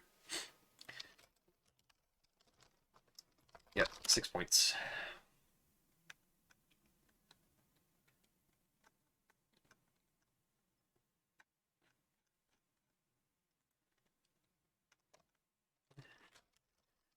Wayland was the one that for me immediately. A lot of money. Or they make a lot of money. And let the runner know how much they hate them. That was the thing for me. Just learning one of the old school combos, Sea Source, Scorch, as the go-to. That was what sold me on Wayland back in the day when I first started playing this game.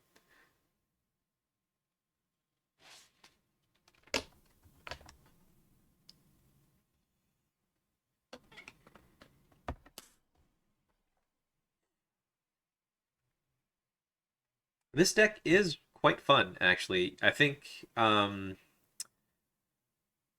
Grid definitely has a place in Isawak, and having the 3 of is solid. Okay. Oh, going for the jailbreak. Very nice. They're in a good spot to actually be able to score it out. So they'll be able to break all 3. I'm trying to remember. I think they're going to see one card that we haven't seen. Yeah, because we had all 3 of the Lacostas up on top.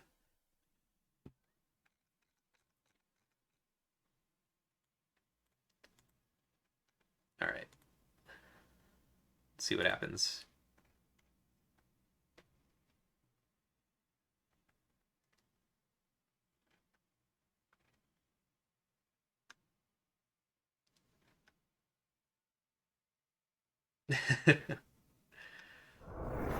All right, no agendas, so we're safe for a little while at least.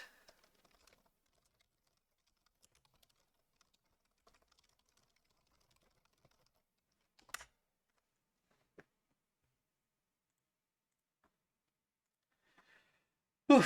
Okay, so that, yeah, losing these two off-world offices early on, that was pretty rough. But we caught a break there with the R&D not giving up another agenda for the game, but they do have enough to draw or to score an Obokata out. Like they have enough cards in hand. Uh, my core pay 2 is Bioroids.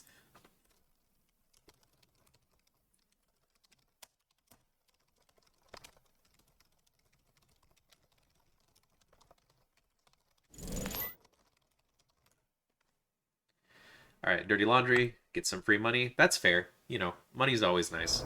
If we can draw into some ice to put on top of or in front of the Spotulus, that would be okay. Because we're definitely going to have to score out something here. If we can just find another one of the hybrid releases, that would be super good.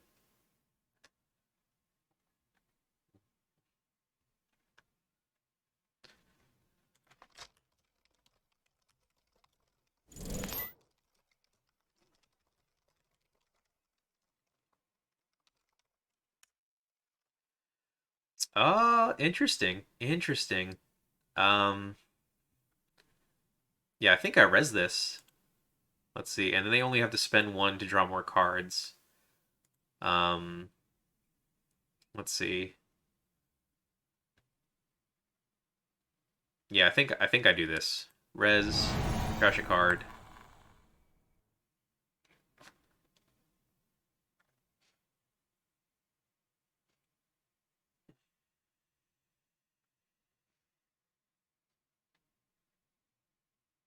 That Bachlan is getting very beefy. They might have the other deep dive in hand if they're looking for the agenda right now. Because they looked at what is it? Jailbreak is um, two cards, so they're going to look at six more. All right, there's the Miami, and they need to spend one to not flatline.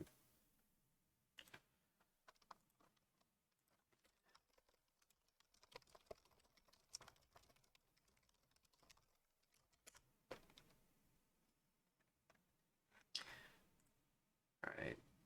They could okay, so theoretically they could still draw up into a deep dive here. That's something that could happen.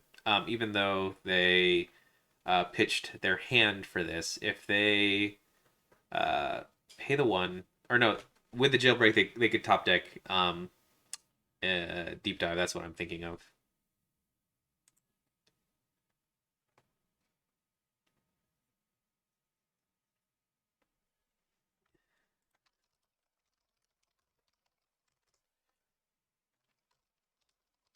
Oh, true, true. I don't think I've ever seen a Bachlan in a game before, honestly.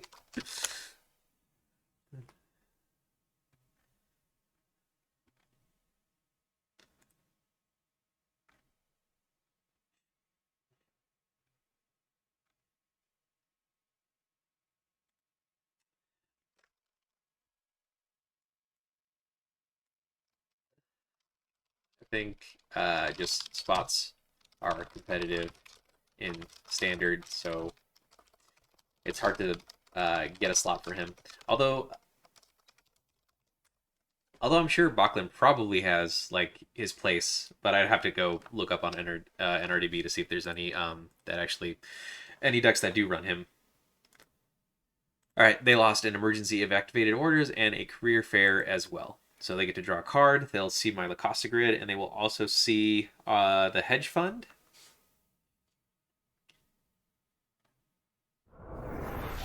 So easy turn, just take 3 credits, and then hope we can actually draw into something, uh, or into a hybrid release soon.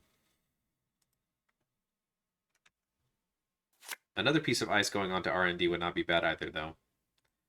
because they still need to find breakers. They have no breakers out right now.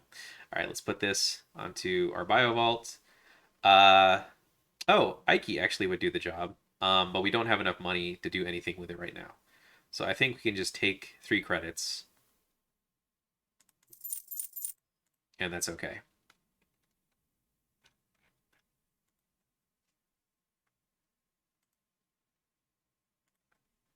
All right, so they gain 0. So the fact that we've been staying very low on the economy has actually worked out. I was thinking we might need to purge just to get rid of this tapworm, but we're broke most of the time here. We have all of our ice up, we have Biovault up, and or we have on deck, and then we have Lacosta Grid up, adding counters as we go. So we're looking pretty okay actually.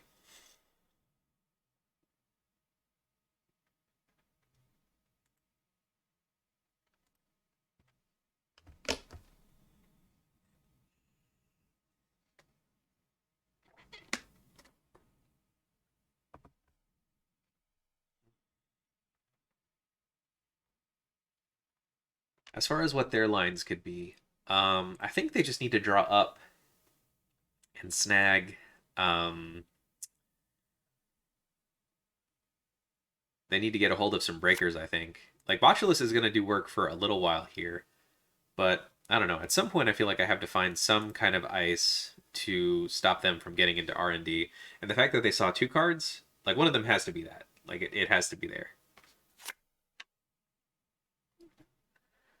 And they know what I have between the Lacosta and the hedge fund. So I think I gain a credit, install Ike up, and then gain another credit. So I'll be able to res Ike, stay broke enough that they don't gain anything off of Tapworm for one more turn. But I should still be able to theoretically stop them because the only way that they'd get to win right now is if they can score the Obokata. But if they can't keep 4 cards in hand, then we'll be all right. Not that they're going to be going on R&D right now anyway.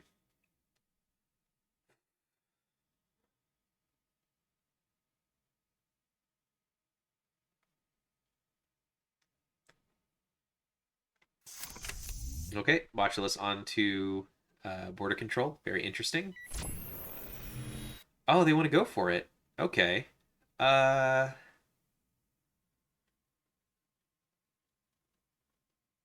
do I res the Palisade here?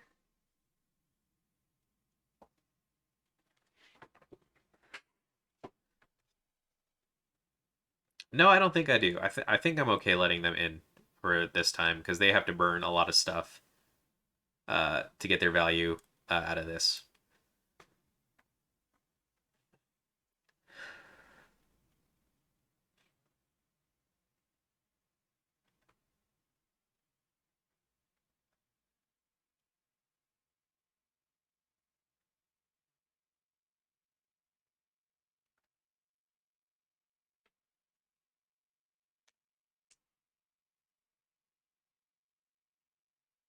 All right. I'll gain some money, which is nice. And they can go ahead and trash everything in here for 6 if they want.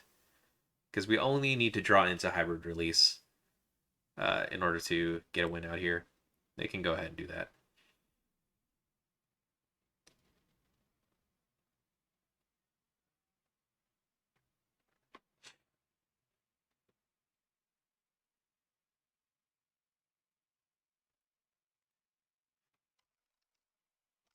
Nope. Go ahead. I feel like the border control is going to have a little more value for us going forward. Because this essentially means that if they want to clear it, they actually have to go broke.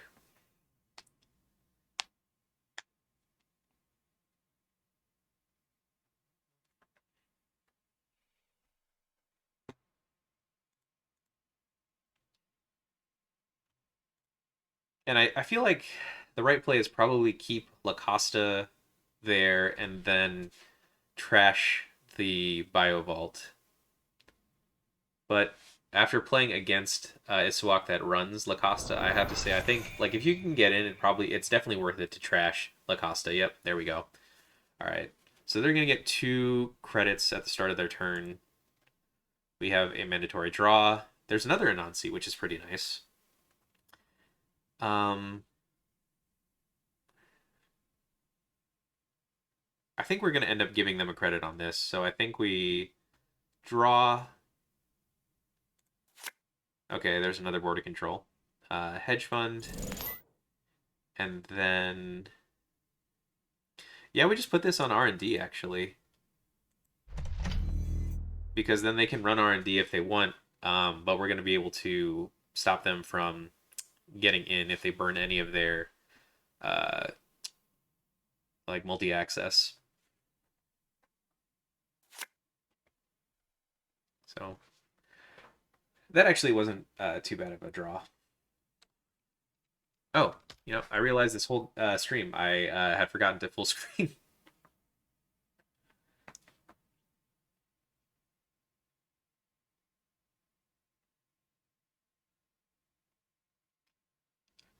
All right, so they draw. They will, with Bachland, can make me res border control twice, which not great. I think it might actually be worth it to go ahead and put La Costa down back into server 2. Dirty Laundry. Okay.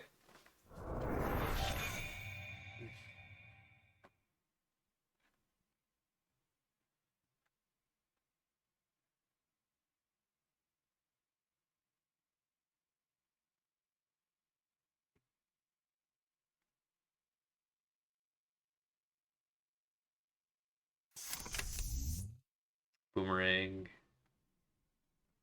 onto Ike. Interesting. All right, do we got a doof?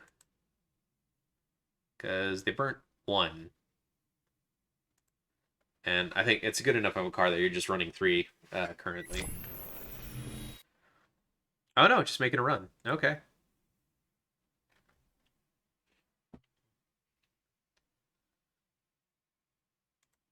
All right. Oh, there is another diversion of funds. Curious why they didn't play that. Okay, and they'll, I'm assuming, use the boomerang to break the 2 net damage, and then we just play the side game.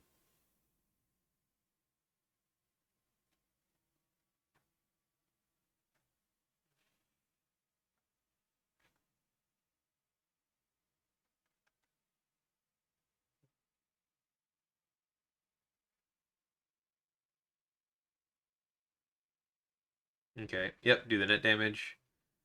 Then we can just fire off the others. We'll still spend 0. If they want to draw more cards, they can. I'm happy to let them spend money to do that. They burnt 2 dirty laundries, right? Oh no, they burnt through all 3 dirty laundries, as well as. Oh, they lost an Earthrise, but they haven't seen any sure gambles yet. Interesting.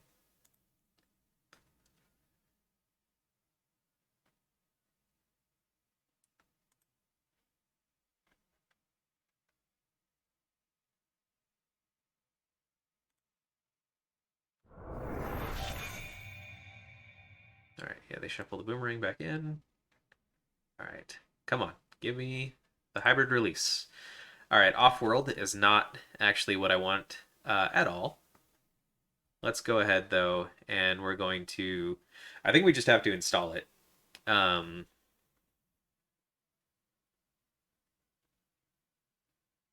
like we have to threaten the win here, because let's see, they can get through. No, they don't have any barrier breakers, so they could. Yeah, I think we just put this here in server 2, and then we want to advance it 1 time, and then we're going to take a credit.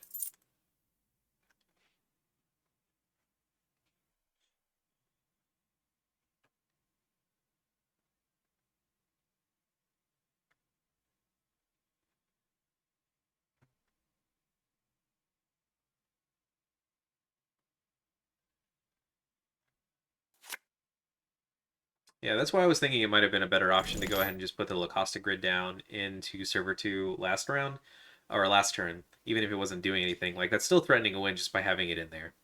They can get through here. Like I have to pick either letting them into R&D or letting them into the server. So Um,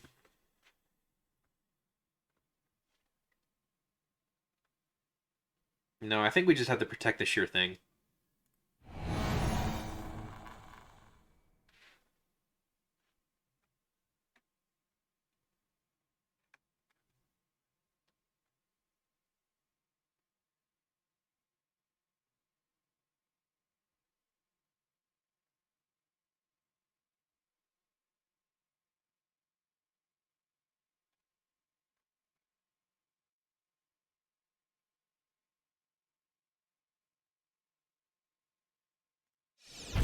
All right.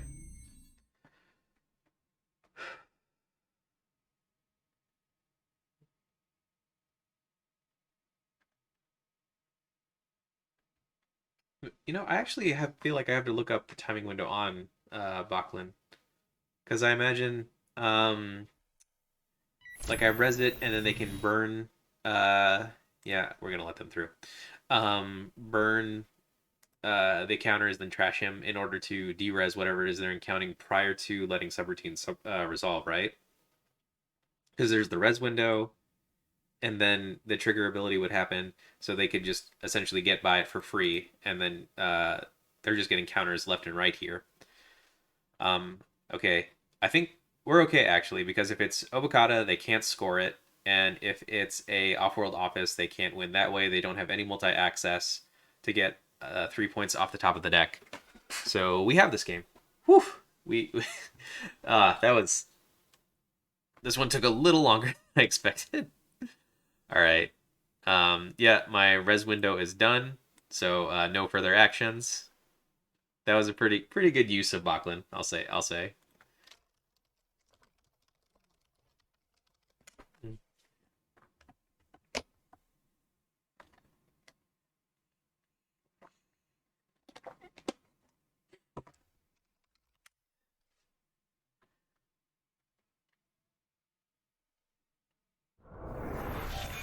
Oh, NGO front. All right, that would have been okay like a while ago.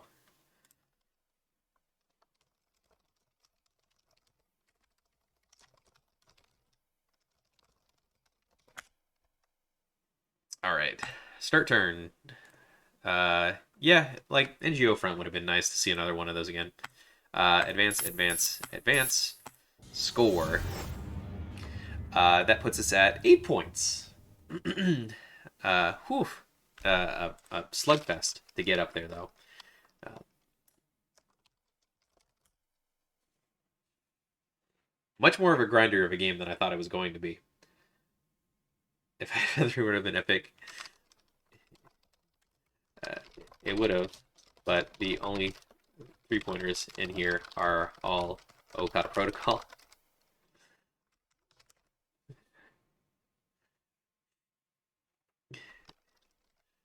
I'm just limping along in any way. I got lucky with my steals.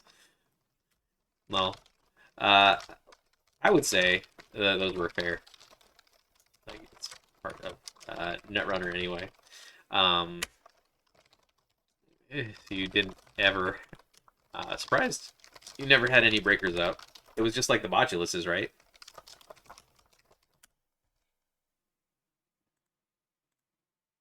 Yeah, it was all Botulus, like no like uh any other kind of breaker there.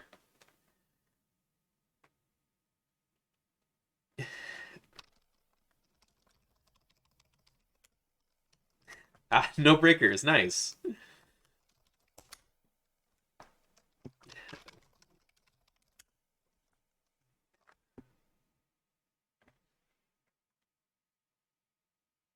Nice. I'm thinking of trying that out when Mercury drops this week. How far can I get with a deck that has no breakers?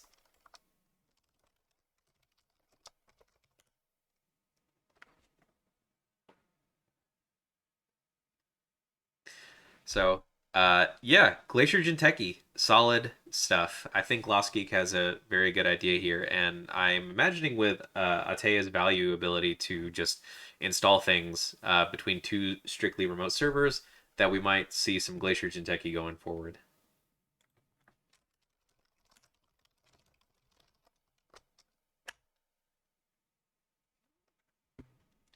All right. I think, what time is it now?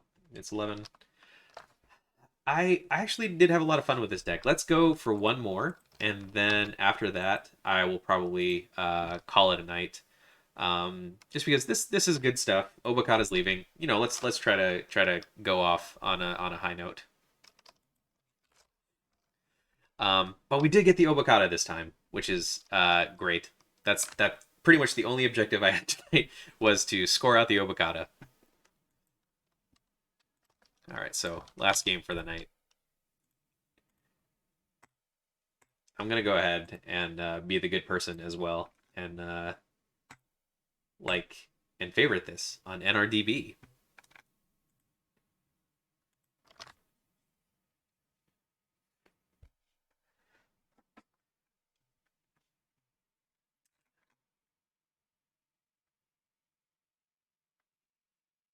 Trying to think while we're waiting for a game here.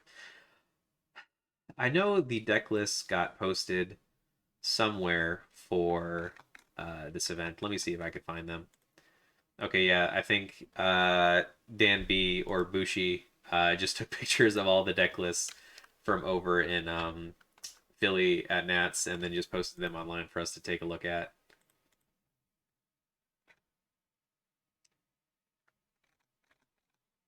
All right, cool. So yeah, we could take a look here. Like we'll do some more Nats talk at the end of this, and then we'll call it for the stream. I think. Ugh. I wonder how soon, if anyone's out there who knows, how soon usually does it take for NRDB or JNet to update with the full card spoilers when they're actually out?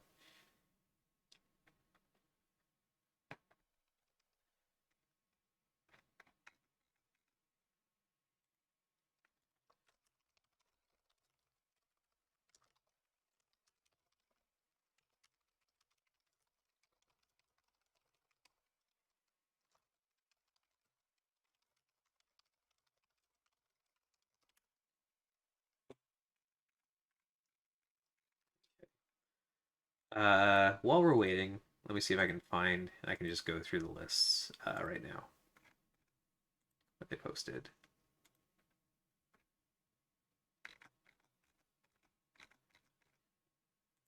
I know I just saw them. Where did they go? Oh, okay, we got a game. We'll get one game in, and then we'll bounce over to looking at the lists, and then we'll call it for the night. We got some Los, which I don't think I've seen at least, or I haven't played in a match with it against me yet. This is a decent setup. So I think we could keep this. Yeah, this seems fine.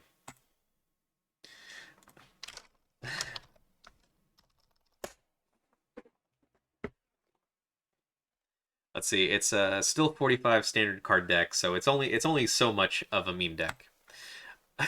We have two Obokatas. Cool. Let's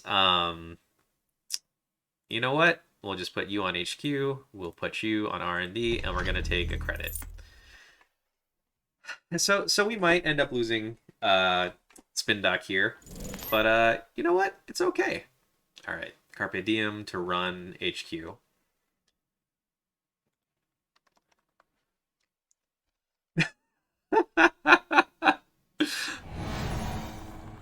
I respect it.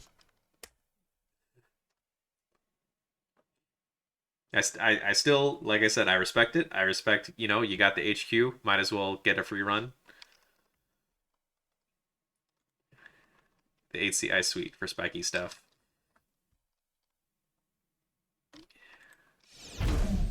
That's a fair bet. I think that's a fair bet. Like, there's DNA Tracker, Anansi, the good stuff. It's not a bad idea. All right, let's draw. Oh, hey, there's our spiky ice. Let's just gain some money back. Because we're at 5. They're at 9. Very boring turn. Easy, at least, though. Love me some ag rigger shooter. Oh, I love me some ag brig shooter. Oh, okay. Yeah, I'll res that. It cost me 1.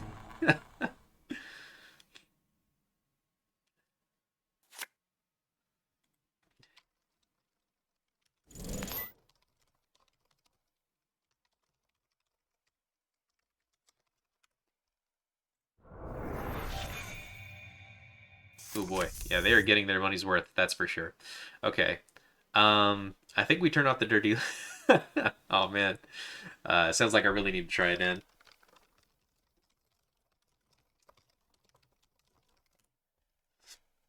All right, let's throw something cheap on archives so they can just stop getting these free dirty laundries and runs because that's just what's gonna happen. So let's just get some more credits, throw some ice on there. Oh yeah, but while we're just gonna let them take their turn. The big thing I think out of all the deck lists for the Snare Bears Asa deck is that it has some good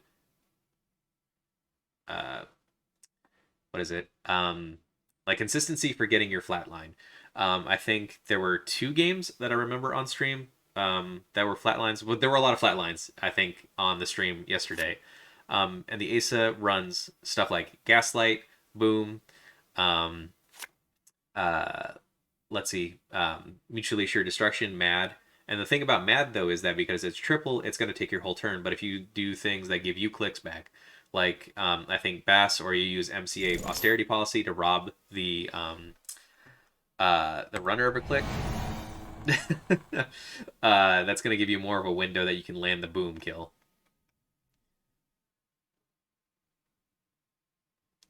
Once you have an early game Anansi res, that every other unres ice is Anansi.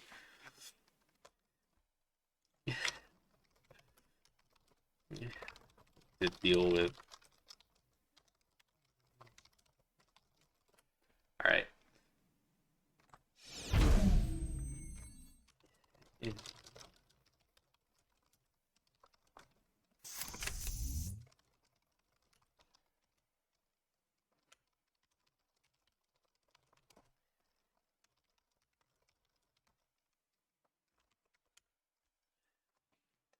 All right, they got a lot of money.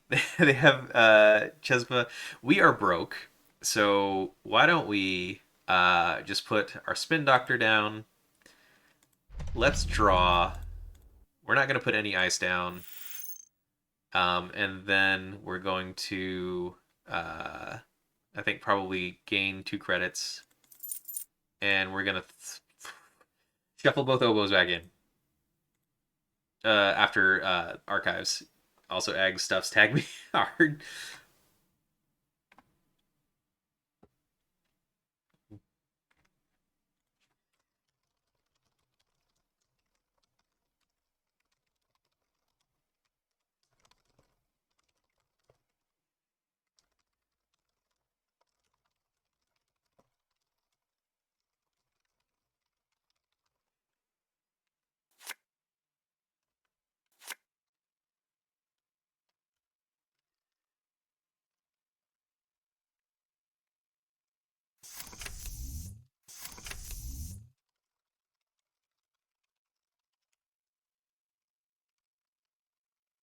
All right. Daily cast classic. Okay, so they're looking pretty good. I think we could just start our turn and then we can just new remote, advance.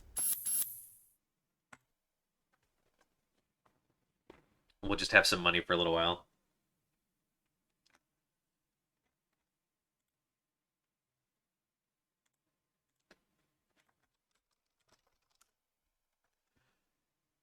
So we'll get a chance to res this. Let me take a look at these other deck lists while we're at it. Oh yeah, one thing I do know is that Fa, she I think goes by Wikinometry. She was playing Outfit, so props for that. Love Outfit. Um, and it ran I think 2 arc lockdowns, or was it 1 arc lockdown? But no, it seemed like a really solid deck as well. I feel like arc lockdown just has a really good place in what is going to be the rotated meta in a short amount of time. Got to keep me honest. All right. Oh, okay. There we have Palangi, Nabkiri. Ooh, interesting. First time you make a successful run, each turn you may place 1 virus counter on an installed virus program. Interesting. So we can at least get rid of the Tapworm and then clear Palangi. So it's not a bad idea, but it's kind of a waste of a turn possibly. All right. Well, first off, let's start the turn. Um, I think we can afford to wait. They might have more stuff that they want to throw in. So let's maybe it's probably not worth palisading to get the Rashida out. I think we just they don't have it. What do they have for breakers? They don't have any breakers yet. Okay. I think we install Anansi on no, we install border control onto a new server. And then we put Rashida behind the border control. And then I think we went to Hansai review to get some money, so we're gonna get rid of I want to say Aiki, although I don't think it matters much. Hmm.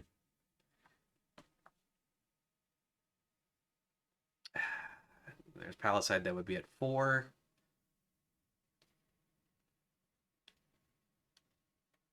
Yeah, we'll get rid of the Palisade. So we have some money now at least.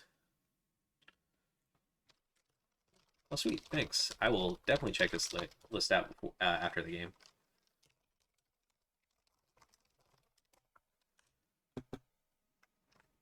Good thing about Rig Shooter is that once you snap a breaker, you can really bounce the runner into whatever it is they can't break.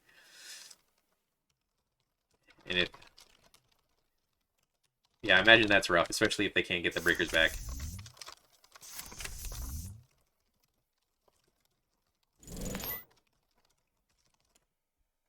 Okay, what do we got here? Sentry. Okay, nice.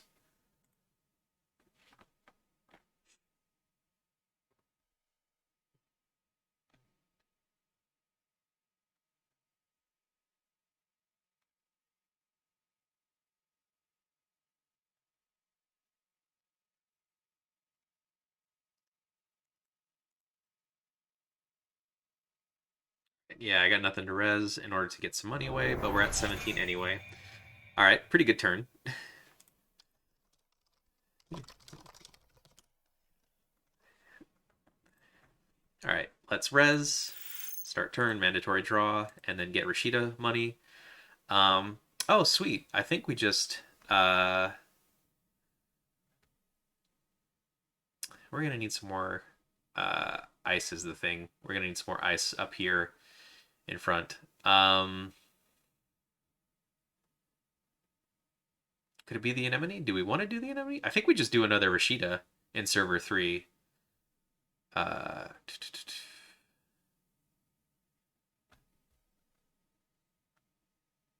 yeah, we do another. We do the anemone. Or no, we do Rashida and then we do anemone up 1 in server 3. And then maybe we take a credit.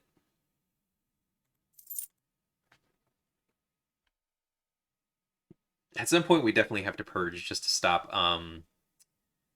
Palangi, as well as that they're getting money off of Tapworm. So it might be the next turn. Like we might just let Rashida sit there for another turn.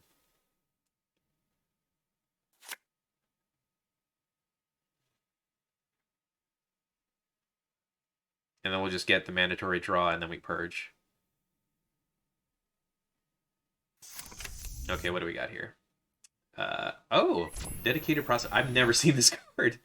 Host Icebreaker gains +2, +4. Ooh, okay.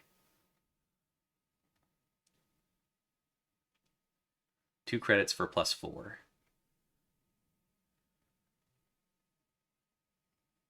All right, go ahead.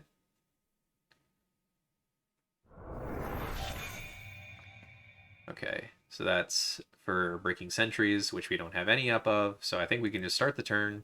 We can do our mandatory draw, and then we purge.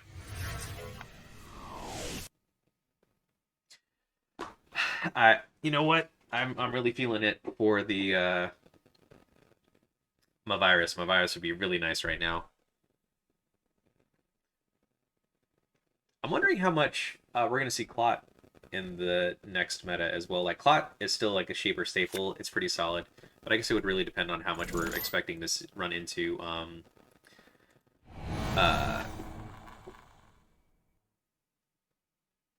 Fast advanced decks indicates to fire all. Yep.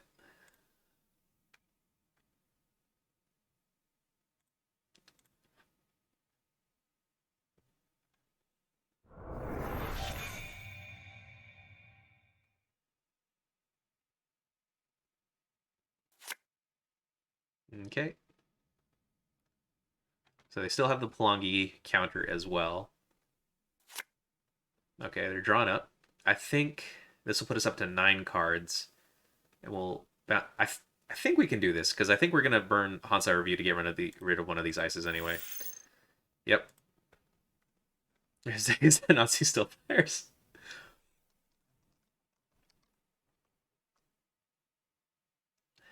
Let's see. Because Flashbang doesn't break. Oh, oh, jeez, I didn't even realize. Uh,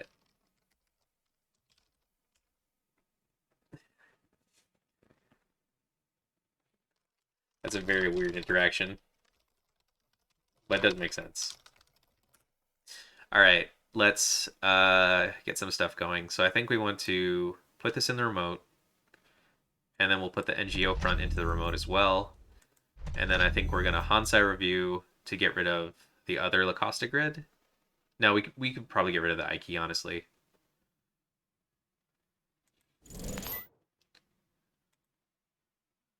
There we go.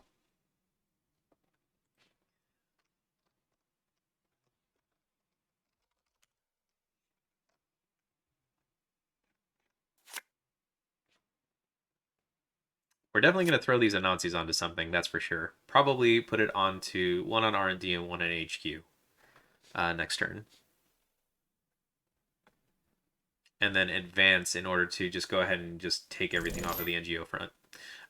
Okay, here we go. Do we want to spend 3 for this? Because that eats another one of those tokens. I think we still do.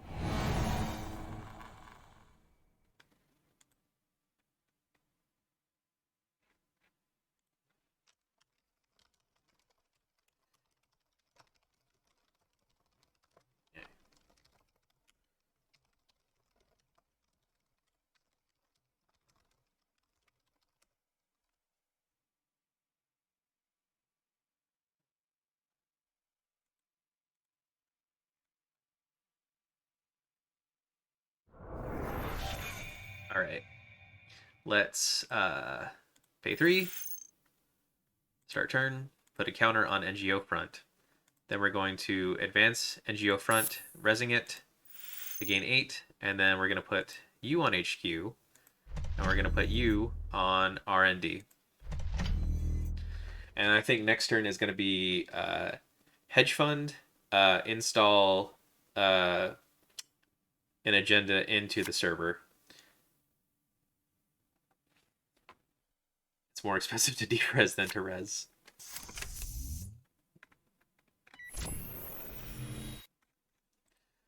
Oh, so like the math doesn't even work out in your favor? Let's res this Anansi.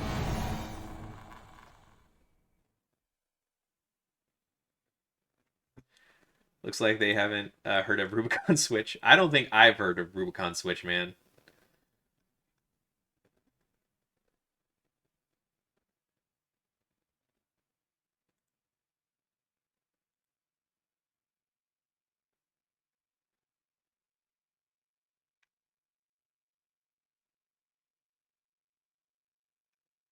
All right.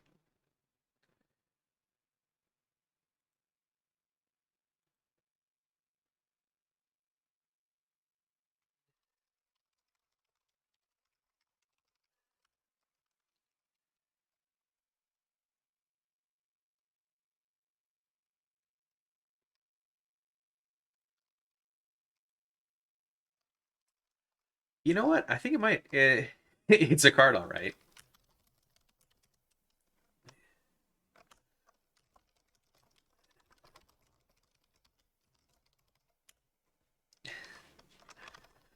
That's also a possibility. Let's see if I can hop over to GLC real quick. Ask a question. I don't think I've ever actually had to ask questions here. Let's see. All right. If flashbang dereses Nancy on encounter, the runner doesn't break any barriers. Because Nancy's text still resolve.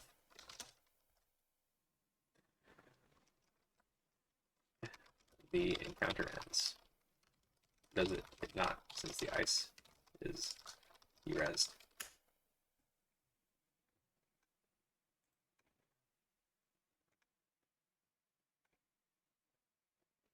I hope I'm asking in the right about the rules or Netrunner in general. Okay, yeah, I'm asking in the right channel.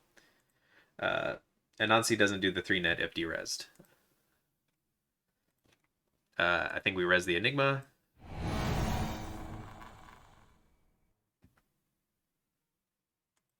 Yeah, it makes sense if it does not again. Like, I feel like, yeah, because it's not up. We wouldn't see, it wouldn't have the chance to res its ability.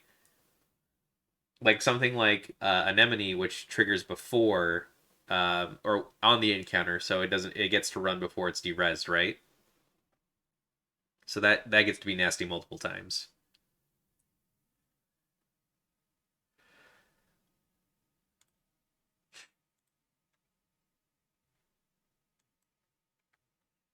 I'm gonna keep Discord open as well so I can see whenever there's a response.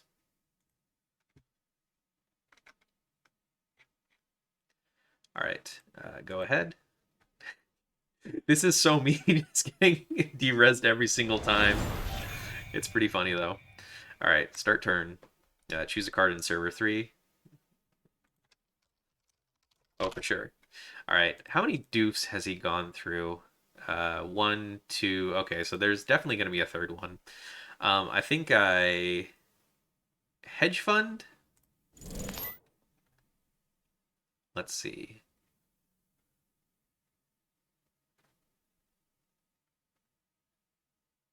I put the Obokata in there, that's for sure. And then I think I just want to gain a credit.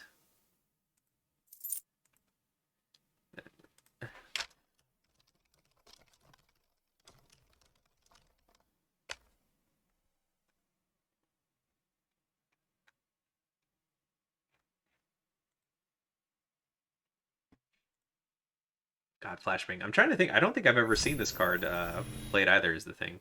Do I want to bother resing the Anansi here? I don't. I don't think I do. I think I just want to let him go in this time. Yeah, I don't think there's any point in me resing this right now.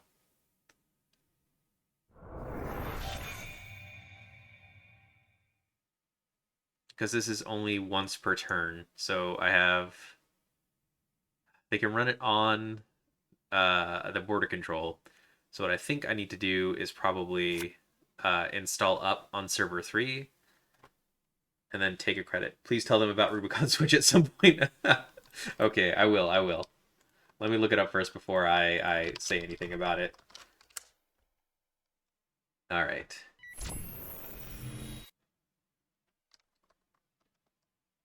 Derez. Okay, are they going in? No, I think I don't want to spend to res another Anansi. Derez one piece of ice with printed res cost X. That was res this turn. Use this ability only once per turn. All right.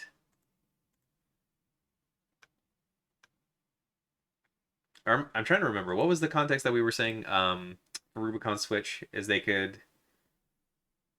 Let's see. Is that like that? That's what they would be using for doing all of the derezzing instead. All right. There goes that. No further actions. Let's see what they get on top.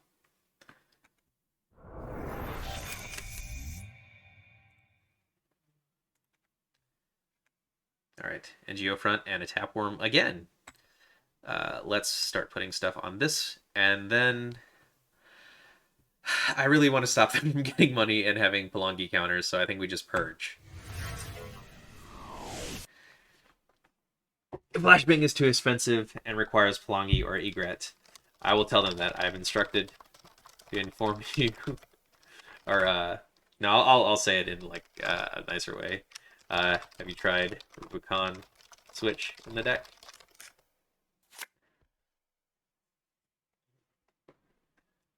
I'm wondering if they actually have it, and we just haven't seen it yet. There's a Boomerang. Yeah, nothing else there. All right, Dirty Laundry. All right.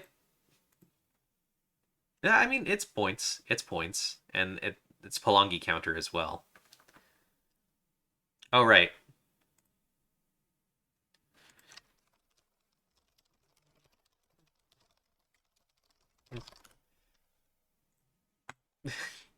I forgot. Like at the start of the game, I had shuffled those two avocados in there.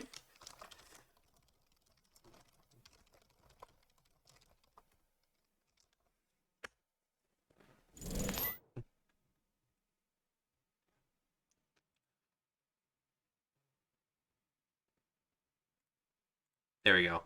See, be a good player and remember your triggers.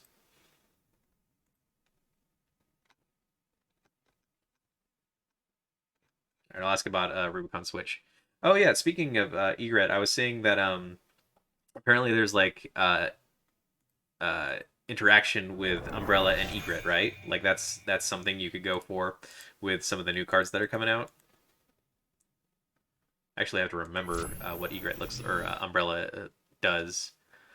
Um, no, I think they can come check. That's fine. Yeah, I don't want to res things for them to gain money. That's okay. Start turn. Put this here. Do I purge again to get rid of the other Pelongi counter? I think I do. Because then they just have to like boomerang or some other shenanigans in order to get out. uh, yeah, I think I can just sit on this Obokata protocol until we draw a seamless launch. Or I think actually I put this up on archives and then I'll just gain a couple credits.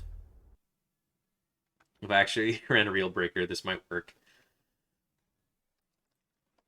Seems to be doing good so far.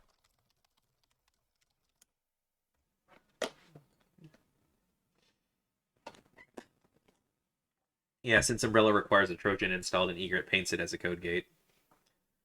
Okay, yeah, that makes sense. All right, no, come on in.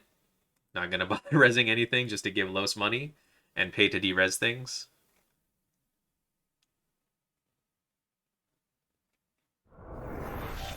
I think. Let's see.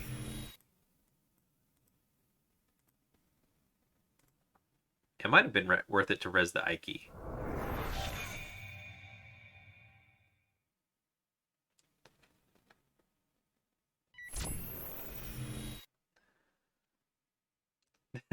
They're going for it. All right, fair, fair.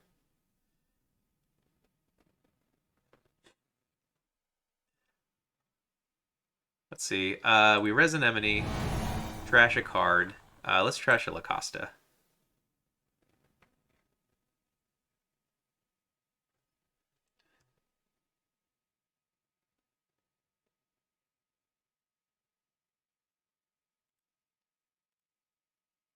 All right, continue to encounter ice. So they could pop and turn border control into a sentry as well. I think I'm okay.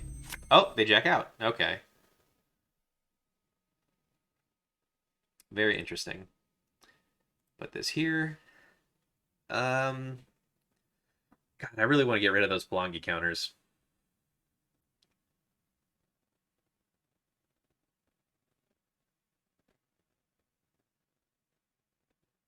So I think I will. Maybe not the most optimal play, but just threatening to have those on board and always be able to reliably get in is pretty annoying.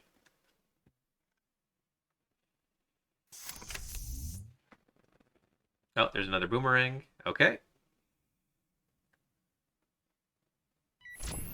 Is this just what the deck is going to be? Is just going to be recurring boomerangs? I think I'm going to let them in, and then I'm going to install over this boomerang. Or install over this boomerang enigma. Pretty sure that's the play here. Because we can just slow advance this Obokata. Alright. Yeah, come on in. Not gonna bother with that. There are small agendas that they could definitely pick up. Yep, there we go. There's one. I was gonna say, like, they have to eventually run into like a hybrid release or something. Let's trash this. Install up on HQ. And then let's see. Credit.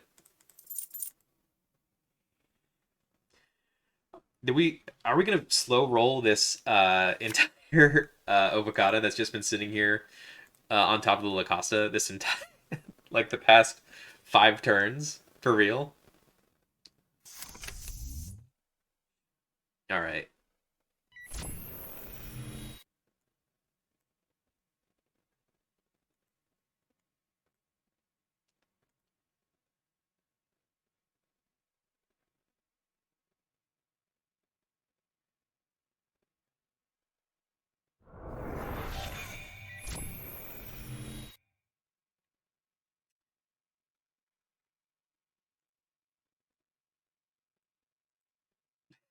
Just not resing anything as they run through. I'm not even sure if that's optimal. Like, if y'all have any thoughts on it, let's start the turn. Uh, do this. Score this. Weird. All right, very weird. Okay, so then we have that, and then eventually we could draw up into another Obokata. So I wonder if we just install this, um, and then we can get an Enigma back, and we can just put it up in front of HQ again. All right, yeah, let's put this in server 3. Advance. Score this, and then we could put the Enigma in front of, gosh, probably just put it in front of HQ, right?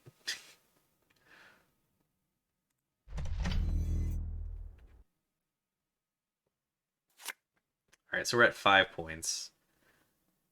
So we could get any of the 2-pointers that we have in this deck, which are the Longevity Serum or Off-World Offices.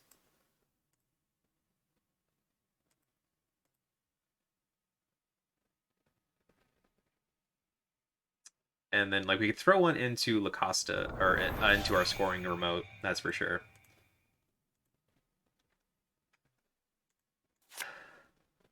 All right, let's start turn.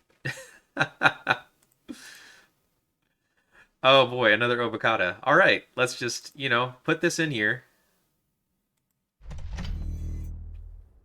If they want to come get it, they have to pay for it. And then I think we just get some credits.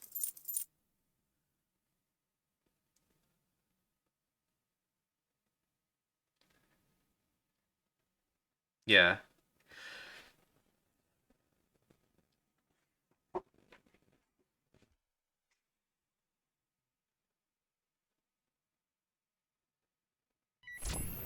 All right. Okay, are they just they might as well just just keep checking on R&D until they hit something. Like they could hit an Obokata prodigal or Obokata. It's a very weird game, but it's fun. It's very fun. Seeing definitely an archetype that I have not before. God, getting even more money from just getting to do the D-Res.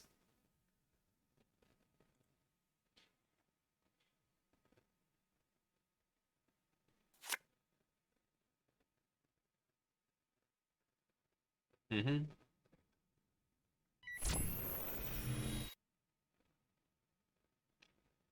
Oh, I think we did it. Oh no. They have the Plongi ability. They can use that.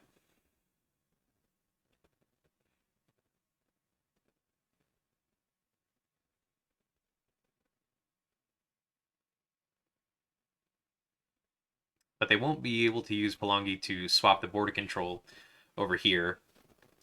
All right. All right, continue. Go ahead.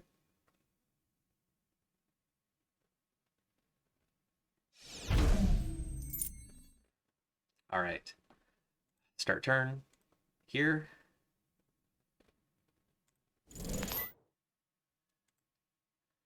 Oh, worst part is that it's not cost efficient. All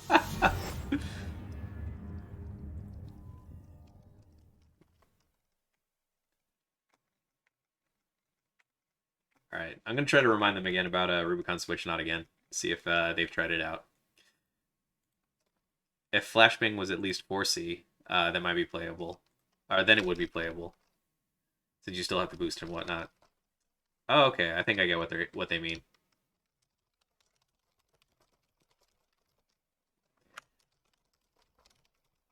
I'll just ask them again if we try Rubicon Switch in the deck.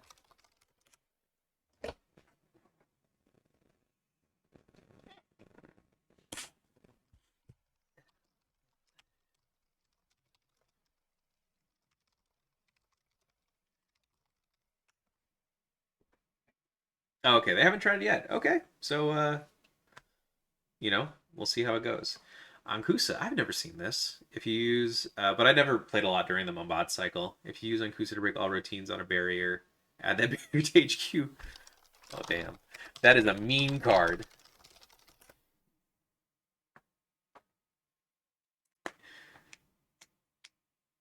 Just like all the money and effort you've spent in trying to get this up and running, you can just put that back into your hand. Oof. Especially if it's something like in Wayland where they have to forfeit an agenda.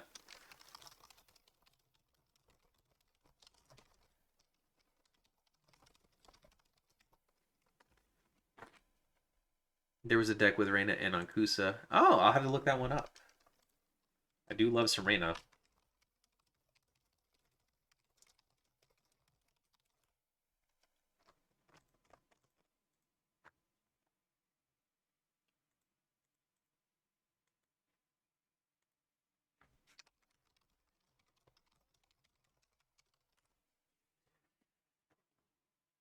All right. Whew. Man, that game went a lot longer than I expected it to. But this deck was a lot of fun. It's got legs, for sure. Having the Lacosta out and getting to slow roll things that the runner's not able to score, or being able to just trigger the ability is very, very nice. Try out that ag list that I sent. It's really fun. Oh, yeah, yeah, yeah. Before I forget to grab their ag list, they had posted it here. I'll go ahead and give this a whirl. Probably having to update it for rotation, though. Oh my god, come on. There we go. All right, just copy this on over to something and then just save it for later.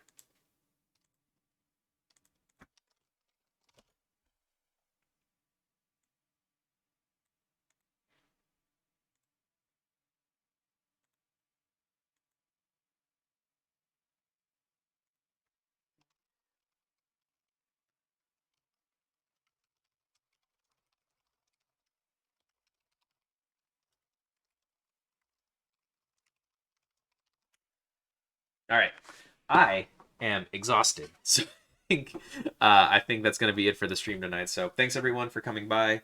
Like I said, for the East Coast Nats, the VODs are probably going to be up somewhere, and in the description, I'll include them as well as the deck list for this deck that I'm playing. Although we'll probably have to modify it if we want to have another go at it. But I think that's going to be it for the stream. I wanted to talk a little bit about some of the stuff going on with Asa, but maybe some of the other streamers will end up talking about that, especially people who ended up going to Nats. So in the meantime, I think I am going to check out for the night, and I hope you all have a good week.